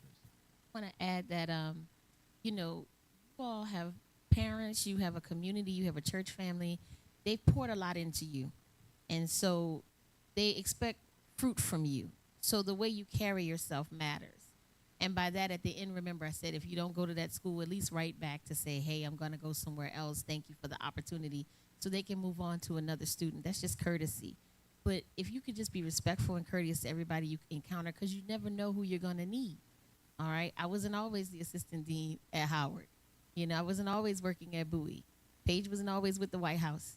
And so when you get in those places and get a title, then people want access to you. And I'll give you a quick story. One of my daughter's friends, she's African, and she's like a daughter to me. And one of her friends, somebody I don't even know, never met, just on the word of what she said, this girl wants to go get a PhD at Howard. I don't know that child, but I know my daughter's friend. She wouldn't be engaged with somebody who ain't, above board. So just on the strength of that connection, I reached, the student met with me, we talked, and then I helped her do her application. I didn't hear from her anymore. I didn't know what had happened. I said, I guess she changed her mind. And then she emailed me her acceptance letter. She got into the PhD program, So it's all about how you carry yourself, because I know who my child hangs with. I know who she is. You're going to need letters of recommendation. I've met all of you in here now. You know, if you want to talk to me offline later down the line, it's fine. And then if you come back and need a letter of recommendation, I got you. All right? Because I'm trusting the way we met and who connected me to you, that you good people. Right? So watch how you carry yourself, be respectful, have your values. I just wanted to add that it's funny, you know, she brought up community. The way you want to present yourself is how, essentially, when you graduate, an employer sees that you've graduated, you've stuck with something, you've been dedicated to something, and you are capable of sticking with something, being productive, learning how to engage with other people. When your college application comes around and they want to see that you're a well-rounded person, it's what you are going to do in the future also. You're not just going to work as a nurse. You're going to be you're going to be connected to an interest field, maybe something that bothers you, that's missing, that's lacking. Start thinking about that now. What is it that you can get your hands in? Do you like taking pictures? Do you want to be part of the yearbook club? Do you want, and also it also goes to see community, because if you went to the yearbook club year 1, year 2, by third year you're the vice president, by the senior year you're taking all the pictures. That shows character in you and your ability to relate and give back to your community. Because when we all, I'm glad to be up here on this panel, and some of the intros that were read, I'm like, this is amazing. I'm still young in my career, I would say. I don't have the ability to do everything that I want to do, but I have a lot of aspirations. Think about yourself as what can you give? What can you contribute to society, even in high school or middle school, wherever you're in? Same with college. They want you to be active in college. So when you're showing that you're active, even if it's one thing you did it all 4 years, you were consistent. You played sports, you have teammates, you've related with them, you created like bonds and community and friendship. You did whatever it is. That's what you're also going to do in college and once you graduate. So you can't just be so limited to yourself. No man is an island. You have to be able to think about, what are the needs around me? For example, I feel that, you know, I haven't always portrayed, like, I don't always say, but like, yes, I'm a nurse, but my triad is ministry. The second part of my triad is community and preventative health. And now I'm blanking out. The third part is social justice. At one point, I wanted to be a lawyer. My mom was like, I don't know. She's like, maybe you should do nursing. I wanted to do public health. So I still very much have that in me, but it's mostly like social justice, people getting what they deserve, underserved communities. So things like that, that is where I see myself in the future. Yes, I'm functioning in this capacity, but I do want to dibble and dabble in my community, understand the community, so much so that I did get I got a certificate in global health when I was getting my DMP degree, because I wanted to be able to know how to implement things in communities that would be sustainable. Yes, I'm coming in with this complex of having a different mindset, but I wanted to be able to understand how people go into a community and help people. So that is something I've always had a passion for. So start building that now, not just I'm going to be a lawyer, I'm going to be this. Have a passion for something. Find your niche, what makes you mad about society, and move forward. Yeah, I think that's interesting, and that's really great contribution. But one thing I want you to also look at is when you write your story about you, maybe your college years, there is, I'll use the word pattern again, that you need to see immediately. You might join that club as just a member, but by the time you are graduating, you are leading that club. You might be adding value to 5 people. At the time you are leaving the college, you are leading a group of 100 people. You would see that growth in that community activity you are doing, in that character, in that transformation that you bring, and that is what you would see. It won't be written in plain English, but you will see it on the resume, that it shows that, oh, this guy came in as a rookie, is now a professional. This guy came in as this. And that is exactly what you will do in college too. You will learn from whatever is basic to whatever is more advanced. But you would also see it in your growth, how you relate to people, in your character, in your leadership, in everything that comes together. So I think you should also pay attention to that. Can I chime in? Yes. Okay. I think character is very important. That should be the foundation And everybody's talked about that, and you could also look at examples, and I'm gonna give you examples when so pardon me when I quote scriptures. That's just something that's sustained me, right? Um, the Bible tells us what dictates how blessed you will be is in Psalms 1. It says, "Blessed is the man that doesn't keep certain counsel," right? So the people you interact with, who do you get advice from? Who are the people that are your friends? Who do you surround yourself with? So your character is very important. And Dr. Donovan mentioned even your association. Someone might be looking at you from a distance, but who are you associating with? Okay, this person, I might not know them, right? But then just because of who they're relating to, that kind of vouches for you. So your character is foundation. And also talked about service, right?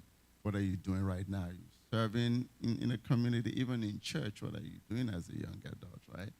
Are you in IT? Are you part of the protocol people, or are you part of the people who maintain the building? You could always find something to do. And what I'm trying to build to is this, right?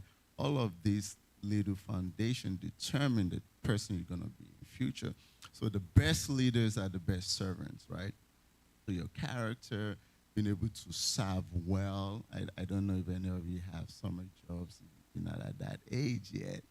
But it's something that we did growing up, right? You have to find a job. And then when, no matter what the job is, I was talking to a young man the other day. I was in Florida, and I had to get contractor for a job that we had. And he just graduated college and was working at Chick-fil-A. And I told him, "Oh, so what are you doing at Chick-fil-A?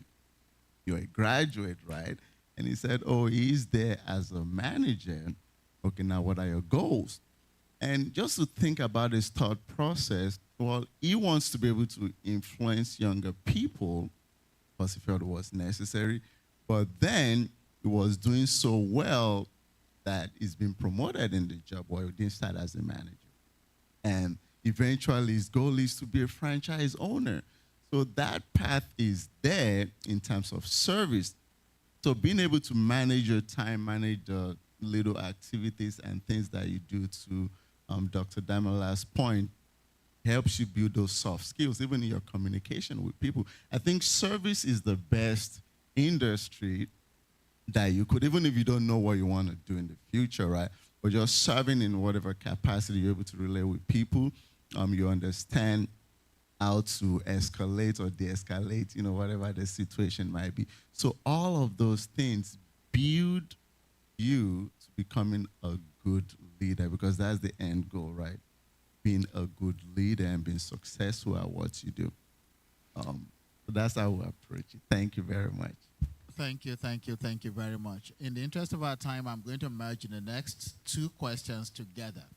And this goes to our panelists. So the first is looking back at your own journey. So this is an individual thing. What decision, opportunity, or habit had the greatest impact on your future success? And that's for each of you as individuals. What decision, opportunity, or habit had the greatest impact on your success now? The other question is, can you share a significant setback or disappointment or failure in your journey and what you learned from it? And I'll start from Dr. Griffin Blake.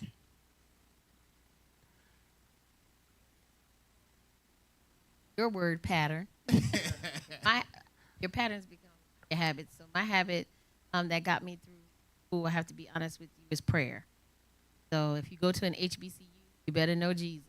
You're going to meet him, because sometimes the money's there. They say it's coming. It doesn't show up. And you're on the verge of being put on the street. And I had that several times, just waiting on financial aid. So you got to know how to talk to the man who can get it done. My mama, she can pray. My grandmama could pray, but I need to sometimes know how to pray for myself. So you need to work on your relationship with God, because like I told you about Peyton, I'm not always there. So she has to know how to pray on her own. You guys are big enough now. You should know and start building your relationship, just like you put in time on them cell phones, put in some time in your Bibles, your word. right? Are you over there on Jesus Gram? Oh, okay. No, I was talking to them. Telling on yourself. The other part is a setback. So, sometimes I felt like God was telling me one thing and I didn't want to do it because I was like, I don't see myself doing that. That's not for me. But you have to be obedient. And then in the end, when he reveals this was his plan all along, had I not listened when he was saying do it, even though I didn't want to do it, guess what? It could have been a whole different story. So for the sake of time, I'll leave it at that. So I also agree with what you've said about prayer, because I can remember many times in my undergraduate and graduate career where I'm crying, I'm asking God for direction, what's next.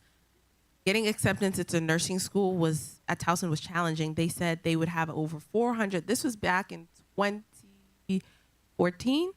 They would have over 400 applicants, and maybe 70 were getting accepted. So I remember the first time I applied, my mom said, apply. I said, I'm not ready. I know I need to do this. I know I need to do that. And I'm not trying to waste my application. She's like, just apply. I didn't get in that first time, but I remember thinking, God, but you could have made it happen. But also, I grew in my faith, knowing that God had already given me this vision, this plan, that I wasn't too phased. But even when you're taking the classes, when you're sitting up late, when other people are telling you, oh, I didn't get accepted, someone telling me, oh, yeah, I was at a different school. I left that school. I came to this school, and I left that school. Now I'm here, and I'm hoping I'll get accepted. Not comparing yourself to other people and just staying in your own lane and focusing on Jesus, that helped me a lot. And I also have to say, I was very persistent. I'm a very persistent person. Once something is in my sight from, I want to say, I think I was 8th grade or so when someone was telling me about the career of neonatal nursing. And I said, ooh, that's sounds like me. I like a little bit of that. And since then, I wanted to become a neonatal nurse practitioner. Someone told me their mom was a neonatal nurse practitioner. I went, I looked it up, I did the research. I was obsessed a little bit. I was looking up things. I looked at the little babies. I was like, yes, this is me. This is me. However, along the line, I wanted to do something that was more community applicable. I switched to pediatrics because I wanted to be able to relate in different situations. Not every country, not every community is going to have the infrastructure for a neonatal ICU, but there are skills you can apply to help. So I was very, very persistent, very hardworking, very set on my goal, very beeline. So that helped me a lot in everything I did, even no matter the circumstances, whatever things look like, I was like, nope, I'm still going to get there. So that was one habit or thing that helped me stay focused. A setback, I would say, there have been many little setbacks, but I think the thing that I can say wholeheartedly was I would always run to the end of myself in thinking I was smart enough, I was hardworking enough, I was good enough, I was deserving enough, or anything that had to do with my own strength. And looking back to realize I'm not a smart person. When you think about book smart, me, I don't know. It's very hard for me to stay focused. It's very hard for me to study. It's very hard for me to do this. I can name all the cons about myself, but when I look at myself today, it's the grace of God. I tell you, God loves me so much, because to be a neonatal nurse practitioner, I sat in rooms where the lady told me, you will never be my white guidance counselor, older white woman. I hate to say white, but she looked at me with disgust and said, you're trying to work in the neonatal ICU right after school? Are you stupid? You need to go work in med surg. And guess what? An interview that I was not planned to be at. I went there. I took it as a joke. I almost turned around 3 times because I had an exam the next day. I said, I'm not working at MedStar Franklin Square because they don't have a NICU position for new grad residency. They called me. They said, oh, I left there. They couldn't even wait till the next day. I left there, and they told me, you know what? We don't have any more spots in the residency, but you know what? You impressed us so much. We don't even accept new grads in the NICU. We want to offer you a position. I went and I did a share day in the next 2 weeks. The manager didn't ask me for my application. She didn't ask me for my resume. She was like, oh, you're going to Towson? Oh, you work as a CNA at Johns Hopkins? Oh, the job was already mine. And even when I was in my residency, 2 or 3 people came up to me and say, how did you get in the NICU? They told me they weren't doing that. I was one of the first new grads that went into the NICU. God is good. That is all I have to say. I have so many testimonies, but yes, God is good. I'll say I'll never forget. My dad has this guide that they've been working together for a long time. When we were really young, I remember, I think it was like me, my brother, or me and but the guy basically said the same thing what the other panelists said, and everybody's been saying that he told me whatever you do, be the best at it or give the best effort. He doesn't care if you're the best doctor in the world or the best lawnmower in the world. Whatever you're doing, when you find yourself in there, like, be the best at it. So I was really young, and I try to take that for myself, and I turned it into like, bro, wherever I'm at, I don't know what I'm gonna be, but I know I'm not gonna be last.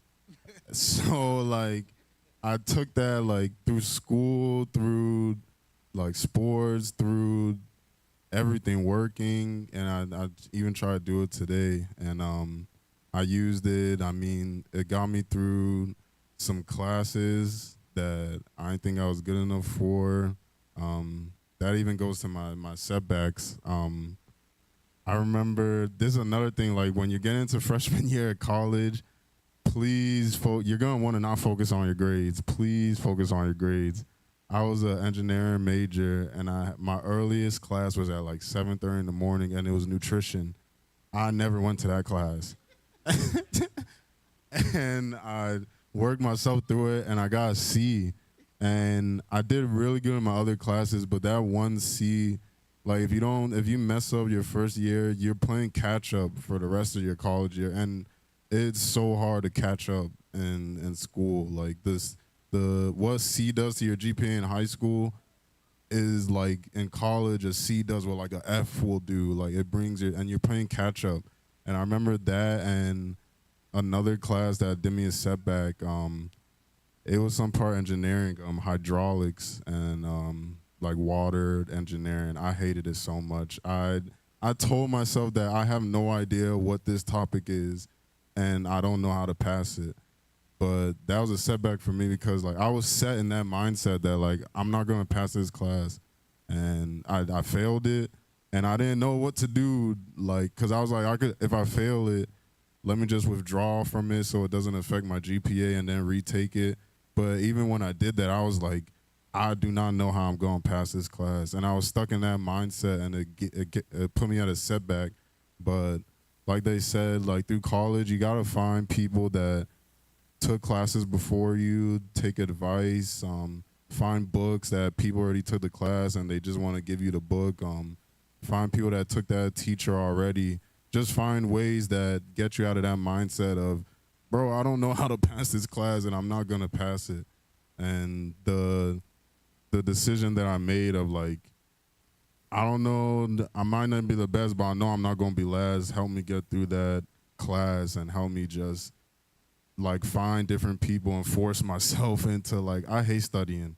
But I had that one class, I had to force myself with the decision I made that like, I'm not going to be last and I'm going to at least try. Let me try and sit down and study for this class. And I guess that's it. Thank you very much. So, You said the question was decision. What decision or opportunity or habit had the greatest impact on who you've become today, and also one setback or disappointment, and how did you move forward from there? One thing I would say is be aware of who you are and the things that you take passion in as well too. Especially now that you're in middle school, it can help you to figure out what you want to do in the future. Me, I loved going to the dentist. Everybody says they hated going to the dentist. I enjoyed it. I'd be like, oh my God, I'm getting my teeth cleaned today. And it's only 30 minutes. And I enjoyed it. Whenever we missed an appointment, I was pissed off. I remember one time my dad made us late for a dental appointment and they would not see us. And I was so upset. But anyways, and then I also remember that throughout all my grade school years, I took some kind of art class, and I really enjoyed working with my hands. I enjoyed sciences and chemistry, and to me, I felt like that incorporated with dentistry as well.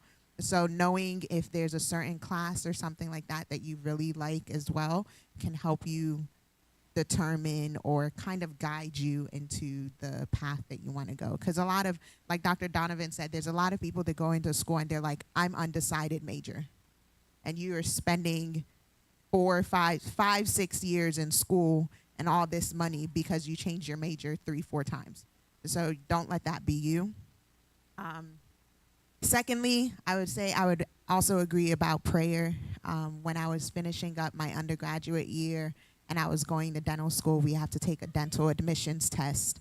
And I remember I took that exam, and when I tell you I prayed, and that was the only way I passed that test, because there were so many questions that I just closed my eyes and I was like, I think this is it. I think this is it. And then at the end, you get your grade, like your score immediately, like it pops up, you know, if you failed or you passed. So I remember it was just prayer throughout the whole thing, even before. And it's not like pass or fail. It's a certain number that schools want you to get, right? So I remember getting that number, and I was so ecstatic because I took it one time. People take it multiple times. And I know it's not because of anything I did. I know it's not because of my studying, because let's go back to not liking to study. So I remember it was just prayer. So in everything that you do, even if you think that you studied as much as you can, or you're like number one in the class, still pray about it, because anything can happen. It's not because of anything you do or the time that you spend, you know, studying, but by the grace of God. My setback, I would put 2. One, I remember in undergrad. Just share one. But it'll be real quick. It'll be really quick. When I got into dental school, me personally, the way I study all through college, I will have some mindless show playing, like Scooby-Doo, where I don't really have to pay attention, and my work, like on the other side, I split screen. So the dumb show kept my attention so I can study for longer. So when I got to dental school, my first semester, I was like, I need to lock in. I can't be doing this anymore. So I was like, forget the show. And I remember my first semester, I did the worst in all of dental school, because I decided that this was not the right way to study. But unfortunately, fortunately for me, that's just how I studied. So know how you study and keep that. People thought I was crazy just watching Scooby-Doo while studying, but it just kept my attention so I can study longer. It's something that I don't have to use my brain for. So learn how you study, use that throughout, and be confident in that. And then secondly, when I got to the job market, I was, especially my new job right now, I felt like I was in a position where I didn't belong, which they call imposter syndrome. So when you get in places, even if it's undergrad or grad school or even workforce, you were put there for a reason. God has a place for you in wherever you're going. Also, the favor of God is going to go with you wherever you go. You just pray about it. I remember I went in there. The owner was a white man, old white man. There was nobody in that office that looked like me. They had like assistants that were black. They were female, but no female doctor that looked, you know, that was like me, or did they have in the past. So I felt like I didn't belong there, and it was something to get over in my head, because I'm thinking like, oh, will they like me? You know, will they feel like my work is at optimal standard? I just felt like I was an imposter, especially me looking like I'm 13 as well too. Patients say that to me all the time, but just know that you were put there for a reason. The favor of God, I prayed for favor consistently, and I feel like that is what has pushed me and what has kept me in this position. And just remember, like, you've worked for it as well too. No one can take away your accomplishments, and you're supposed to be there. Thank you very much. Next panelist, 1 minute or two. Well, there are 2 questions. Let's wrap it up real quick. I think an important thing for me is diligence, right? And also understanding or acknowledging the grace of God upon your life. Right from when we were very young, I think I was very smart. This doctor right here next to me at the same desk, and there was a fairly nice competition going on who is the smartest in the class or not. But what I'm trying to attribute to is one, recognize the grace of God upon your life, be diligent. You don't take your time for granted. Be very, very certain of what you want. It might not be clear, but know that, you know what, this is the career or something in science, right? Or I want to go something in non-science. Okay, this is the path I want to go. I know I'm going to be successful, but then what is required is diligence. And that kind of like translates even as I grew older, right? I'm not always like the most competitive when it comes to like doing things, but I know what I want. I knew, hey, there was certain counsel, become a medical doctor, you know, be an IT professional, all of those things.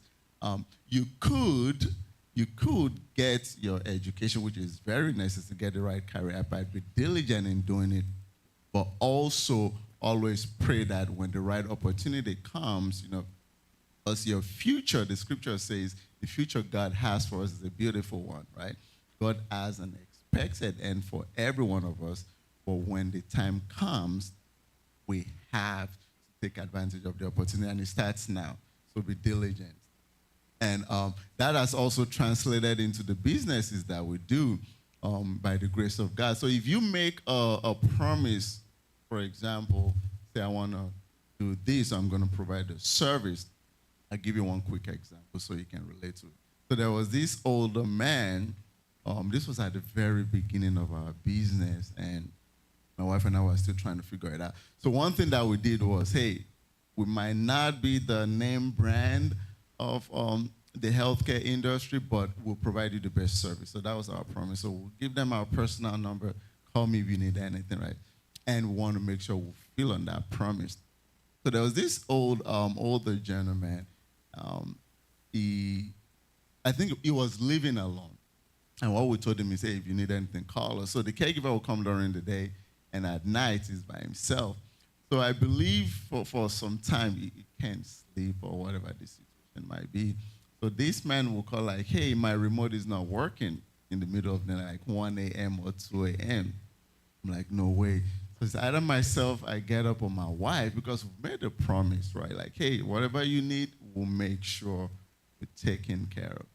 So we'll go down there, you find out maybe he just wants to chit chat, or maybe his remote was actually not working. But we delivered on our promise. And it was not until after, you know, by the grace of God, we continue to grow, and we didn't have to do those things anymore. We have started working for. But after the man, it was with us for a few years. And when we're reconciling the accounts, this man paid us almost $500,000 all throughout the time that we was. And what made him stay with us? Because we were diligent in the service we wanted to provide to him, and we kept to our promise, right? So very, very important, be vigilant in what you do.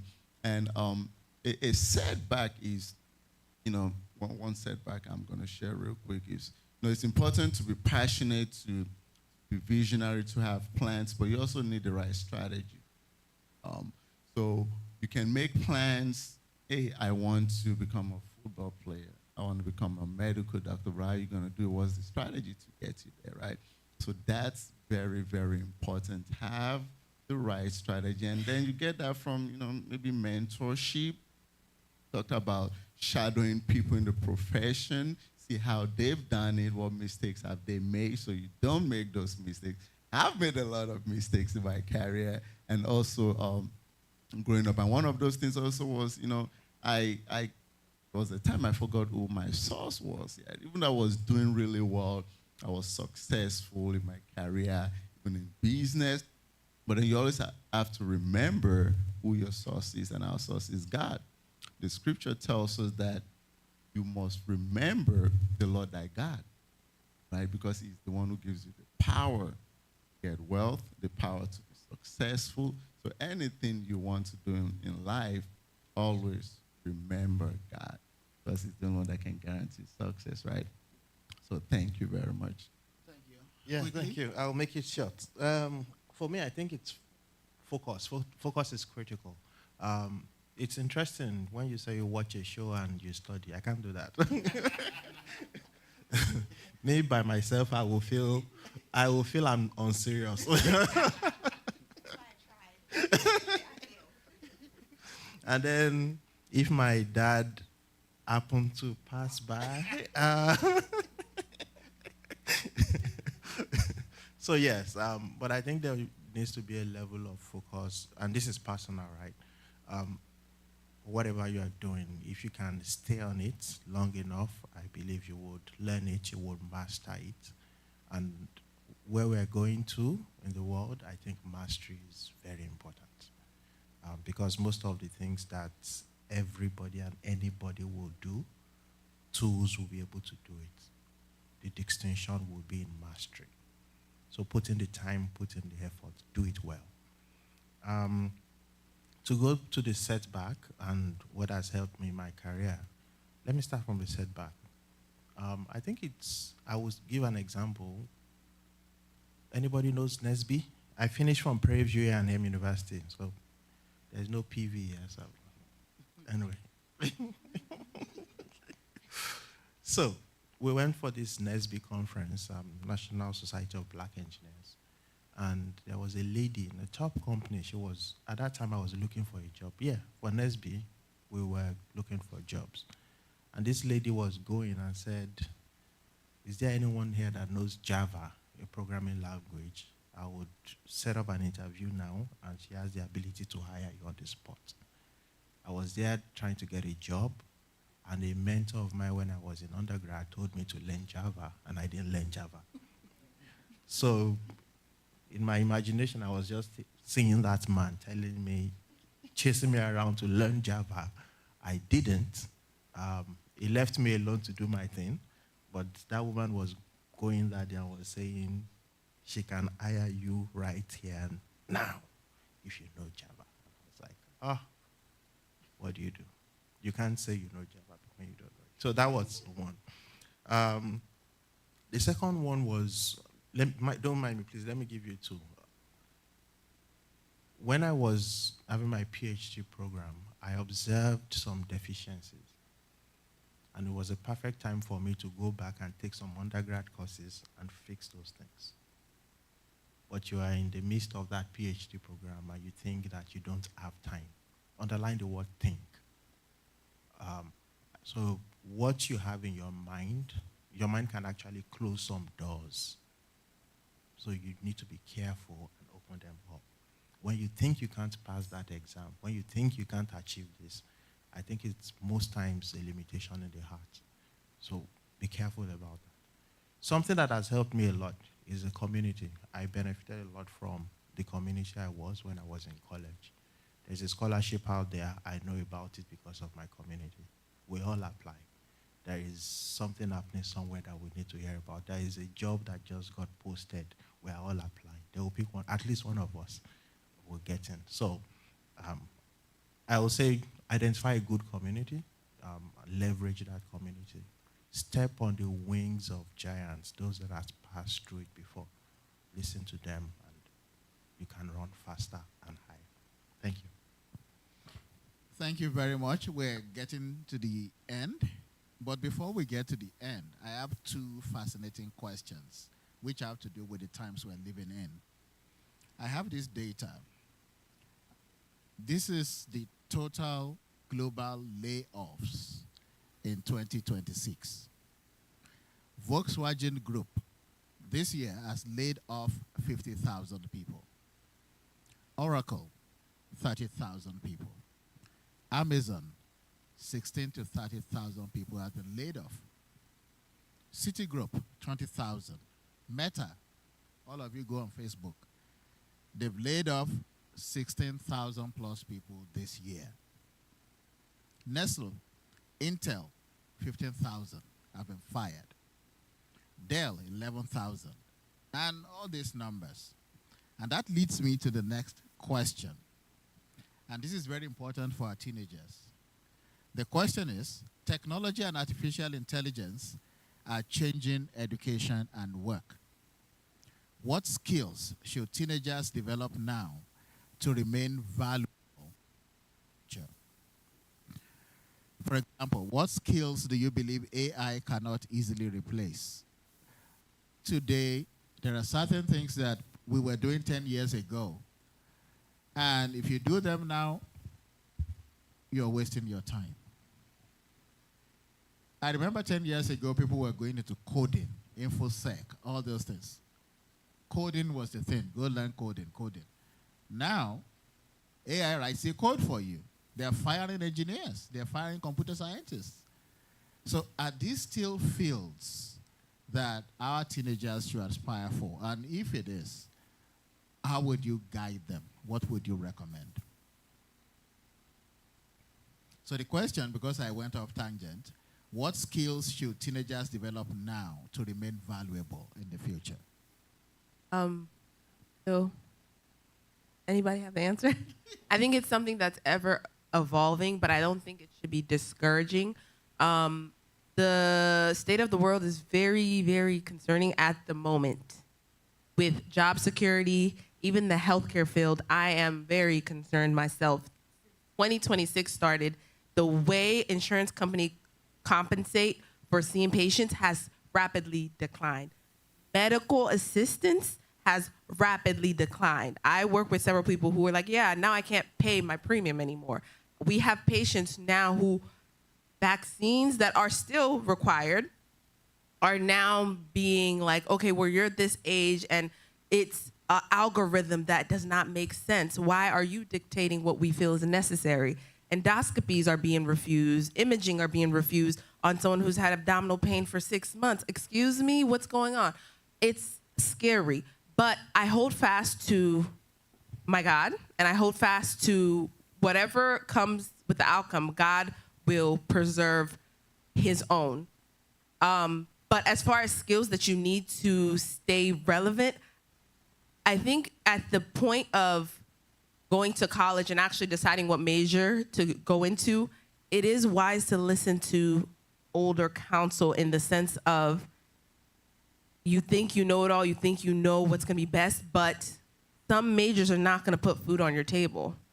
Some majors are, you could still pursue your dreams and you can still pursue what it is you want to do, but I wholeheartedly now thank my parents because I'm like, yeah, no, I even as accomplished, what I feel is I've accomplished a lot, you still have to pay for children's daycare. You still have to pay undergrad loans. You still have to pay car notes, mortgage, things like that that come up as an adult.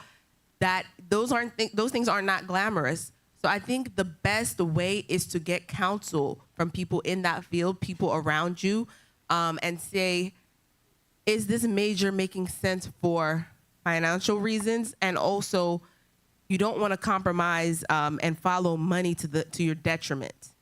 Right now, mental health was very popular in the nursing practitioner field, and a lot of people went and oversaturated the field. Now it's down, and they'll pay you what everyone else is getting paid. So, and then you have to sit all day on a computer and listen to someone talk about how depressed they are. 8-year-olds, 2-year-olds. It's depressing. I knew myself, I am not going into that field because I don't have the heart for it. It's going to make me, it's going to affect my mood. Things in the world happen and I don't know it's affecting my mood. So I'm not, until 3 days later, I'm like, why do I feel weird? Oh, it's because I've been seeing shootings of young black men. Things like that. You need to know yourself. So don't follow money at your detriment, but also listen to counsel. I think that's the best way, evaluating it in the moment and maybe on a yearly basis and seeing if you're still set up for a lucrative future. Thank you. I'd say, there's a lot of things you do. This is my own personal take. I think there's becoming a flip of a couple years ago, things weren't really technology advanced. So people could charge more. They saw things that were more high tech as more quality. And I think now that things are becoming more technology advanced and technology can do things for you, there's been a flip to the things technology can't do, hands-on things, is becoming really, you could charge a lot of money for the simplest of hands-on things. And that's my take of like, no matter what you do, get something that technology can't do, whether it's, I mean, as simple as drawing something, Being a dentist. crafts. I mean, there's people that take like little materials or different junkyard materials, put it together, and technology is so advanced that they could take a picture of it and post it out, and the whole world can see that I made this. And at this time of like the world, because you made something, that's becoming rare. Being able to, I think the people that are like know how to like fix all this stuff, yeah, the HVAC, just fix things. They're becoming extremely rich because they could charge people now, because that's becoming rare. And the ability to do things hands-on is becoming rare. Yeah, I think that's a skill that you should keep, no matter what you want to do, any major or something, keep something that you can do hands-on, because you never know when it could really like, you'll have the ability to charge for this thing I know how to do. Thank you very much. Yeah. It's a difficult question. Let me look at the dentist. AI will do dentistry.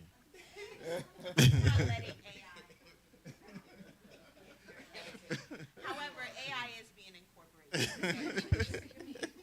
But not taking my job. Not anytime soon. It's an interesting time. What I would say is, whatever you do it diligently, and be flexible enough. When something new is coming, have the ability to learn. Have this open mind and be able to move and do whatever you want, you can do. So if you have the opportunity to learn HVAC, do it. If it's that just one summer, if you have the opportunity to do construction or go to a site and learn, do it. If you have the opportunity to learn baking, just do it. Be open to things. That's what I would tell anybody at this point in time. And why I said so is this. Please listen carefully. This is important. When I was doing my PhD, we were working on some projects where we use hyperspectral cameras to take pictures of plants, and then we upload that to some AI models, which we built at that point in time to say, oh, what's wrong with this plant? We can say, oh, it needs manure, it needs water, and that can trigger the irrigation system. We are getting to a point in time where you can fly a drone over a farm. I said you can fly a drone. No. A drone will fly over a farm. It will be by itself. Take pictures, say there is water deficiency, and that will trigger the robots. They will say, start the irrigation system. They will say, oh, we don't have fertilizer. It will say, okay, let the robots go in, bring out the fertilizer. And then we don't have fertilizers. That will send a note to the manufacturing company that we need fertilizer here.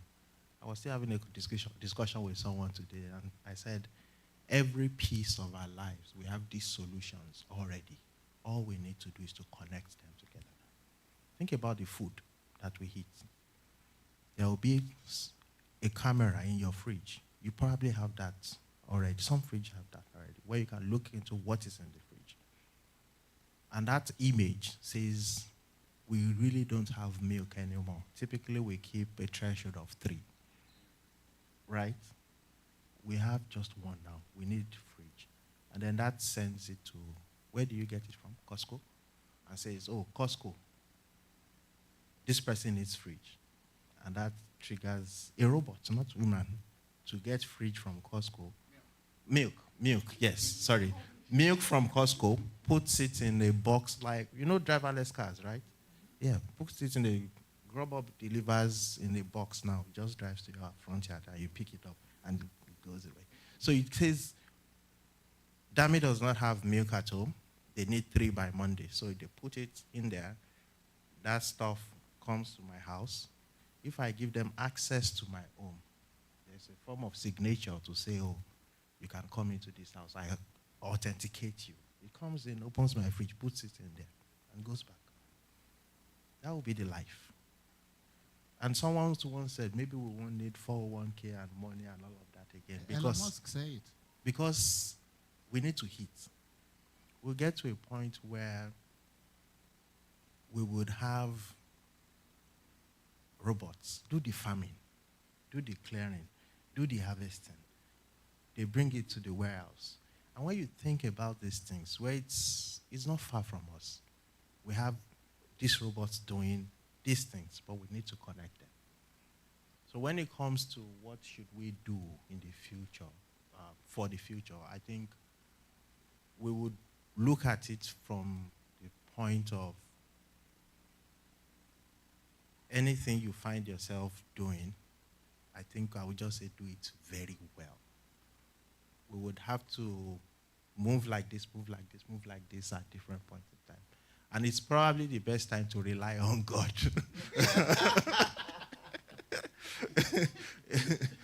It's probably the best time to rely on God because a lot of the processes we have will be automated. And let me take you back memory lane for those who might know when we were growing up and the internet came. Our dad used to have a messenger that takes file from one faculty to the other, takes file from one position. And that was a means of communication. But with email, that went away. They cut off the job. This AI thing started with, and the layoffs we see today started with software engineers because AI has access to code, which it was trained on. So when it goes into fields, law, when it goes into fields, it's able to get that information and process it, and is able to leverage it. Where we are not seeing it in what we call cyber-physical systems these days. Okay, let me put it this way. There's a body side to do whatever you want to do physically. You need your hands to do them, that HVAC. There's an intelligence side. And that is what we have in AI today, artificial intelligence. The part that is missing is that physical side. And that is why there is, in quote, a war for, what's the name of these substances now? Rare earth metals. Because those things are expected to be like the muzzles that you put into robots. So once we are able to have enough of those, that's the next phase of things, where you have enough rare earth metals, and that can be used to control traction. And at that point, with the level of intelligence that we have now, you would find out that precision in surgery comes into play. Precision in cleaning my teeth comes into play. We already have a level of precision in driving cars with the intelligence. So that is where we're going to. And you will find out that I was talking to a friend in Canada that went to try to register and learn HVAC. And he said they are backed up about 3 years. Because everybody thinks, and it's the same thing that happened to mental health that I see happening in that area. We're all learning. So I'm also thinking of going to the community college to learn HVAC. Can I chime in one real quick? So I think with AI and all the technology advancement, I want to look at it from the positive side, right? Yes, there are a lot of jobs being cut and things of that nature, but I think there's going to be a lot of millionaires and billionaires and people that are going to do a lot of amazing things the next, maybe even like 3 to 5 years. he talked about connecting the dots. So the technology is there, but there's still things that need to be done to make it fully integrated. He described the Internet of Things. You know, you need milk, and then that transfers to like Costco and all of that stuff. But there's still pieces that you need the human factor. And my perspective is, again, I'm going to take a biblical approach. The scripture says a man's gifts make rooms for him, right? So every one of us have individual gifts, even the folks that develop AI and all of that. That's a God-given talent that they have. So just look at it as an opportunity. We know that's the next thing, the next big thing after the internet. So there is a unique gift that God has given every one of us, and we have to position ourselves to be able to tap into it. I'm an healthcare person. At first, I was like, no, AI is not going to replace my job, whatever. But then I got caught up to this early, too, so I got my master's in technology management because I understand, yes, you need the soft skills, which is another thing. You have to develop your soft skills. You have to be caring, be passionate, right? You have to, if you're good with your hands, develop that. If you have physical abilities, you're an athlete. I don't think it will be as entertaining to watch robots playing soccer or football, things like that. So develop those skills that God has given you. And when the time comes, when the opportunity presents itself, then you step into that role. You understand what I mean? So very, very important. And then, just let God lead you. Let God lead you, stay consistent and diligent, as everyone has said. But just, know that there's an opportunity for every one of us to be successful, whether AI replacing jobs or not, right? Thank you very much. Awesome. Thank you for that. And I don't want you to leave here scared that what does my future look like?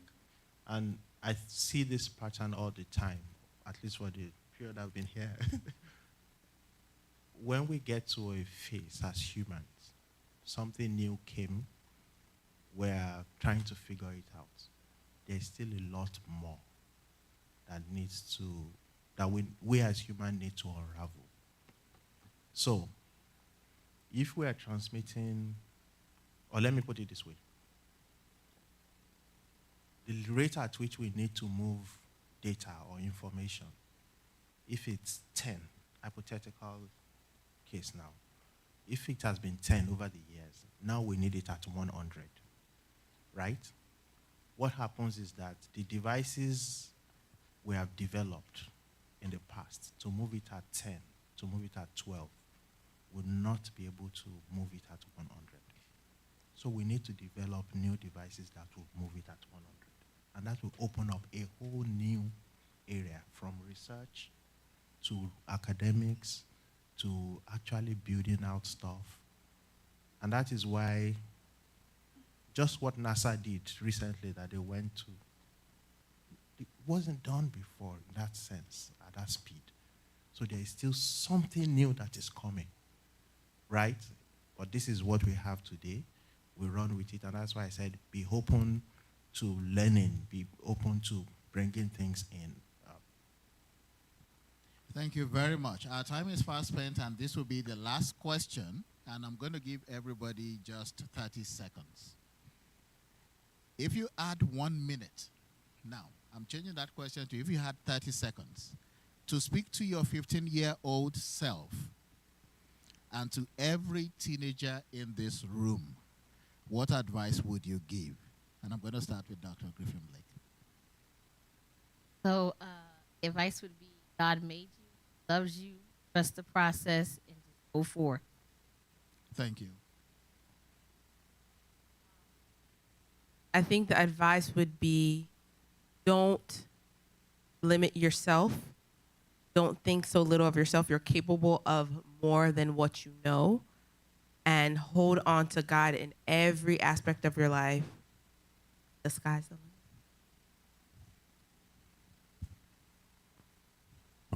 I had one, but I like Dr. Donovan's. Just really trust the process. The process is gonna look like it's not processing sometimes, but trust it and And like you said, God has a reason for everything. He put you here for a reason. You're going somewhere for a reason. So trust the process. Mine would be don't be in a hurry to grow up. Use this time to learn all that you can because you're never getting it back, and then you're going to start paying bills and stuff like that. But be present. Like I'm joking, but I'm being very serious. Be present in each moment that you are in your college experience when you're 15, 16. Enjoy the time, enjoy the process, but just keep focused. My own advice is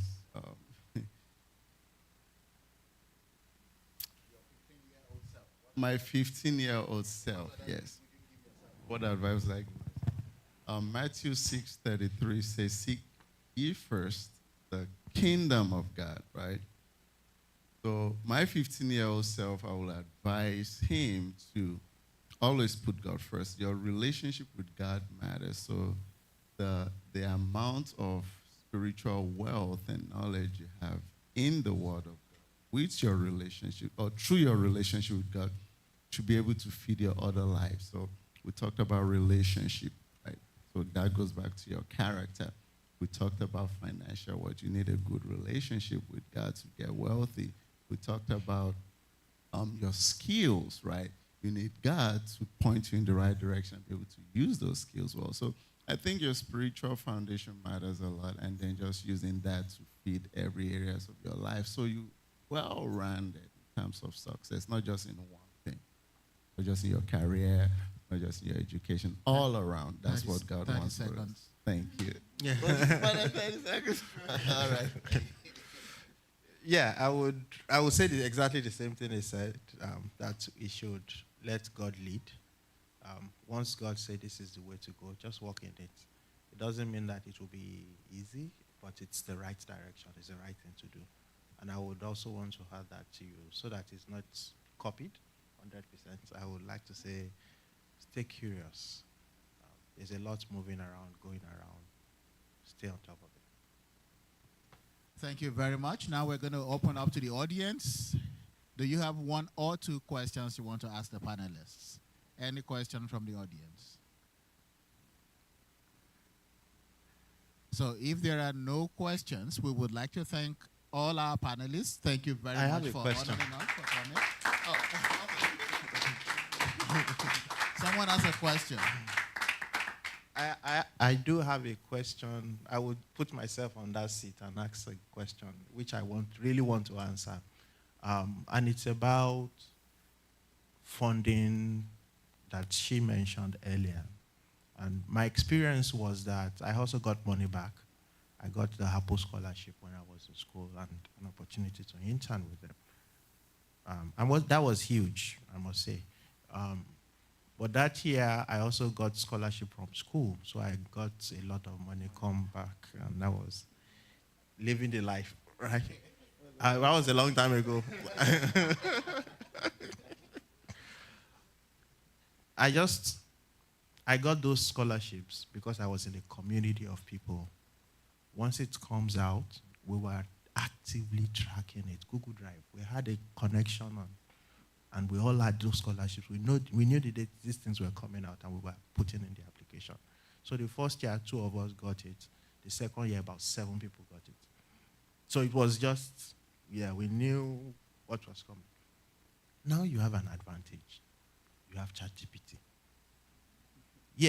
Don't just do random stuff. There's a lot of scholarship opportunities in this country. From companies, from organizations, from churches. Go on ChatGPT and say, how do I find scholarship? I am this. That's the question to ask. Build your own spreadsheet. You will get 2, you get 3, you get 4. And opportunities are there. Please leverage these tools to do these things. Not just, that's my question and answer. Thank you. So thank you, everyone. We want to thank our panelists. And thank you very much for coming. So, thank you. So So this marks the end of our program, and we're inviting everyone to join us downstairs. Before we came here, the teenagers have been preparing and cooking and making good stuff. So please join us all in the basement for a season of refreshments before we leave. Thank you so much for coming, and God bless you all.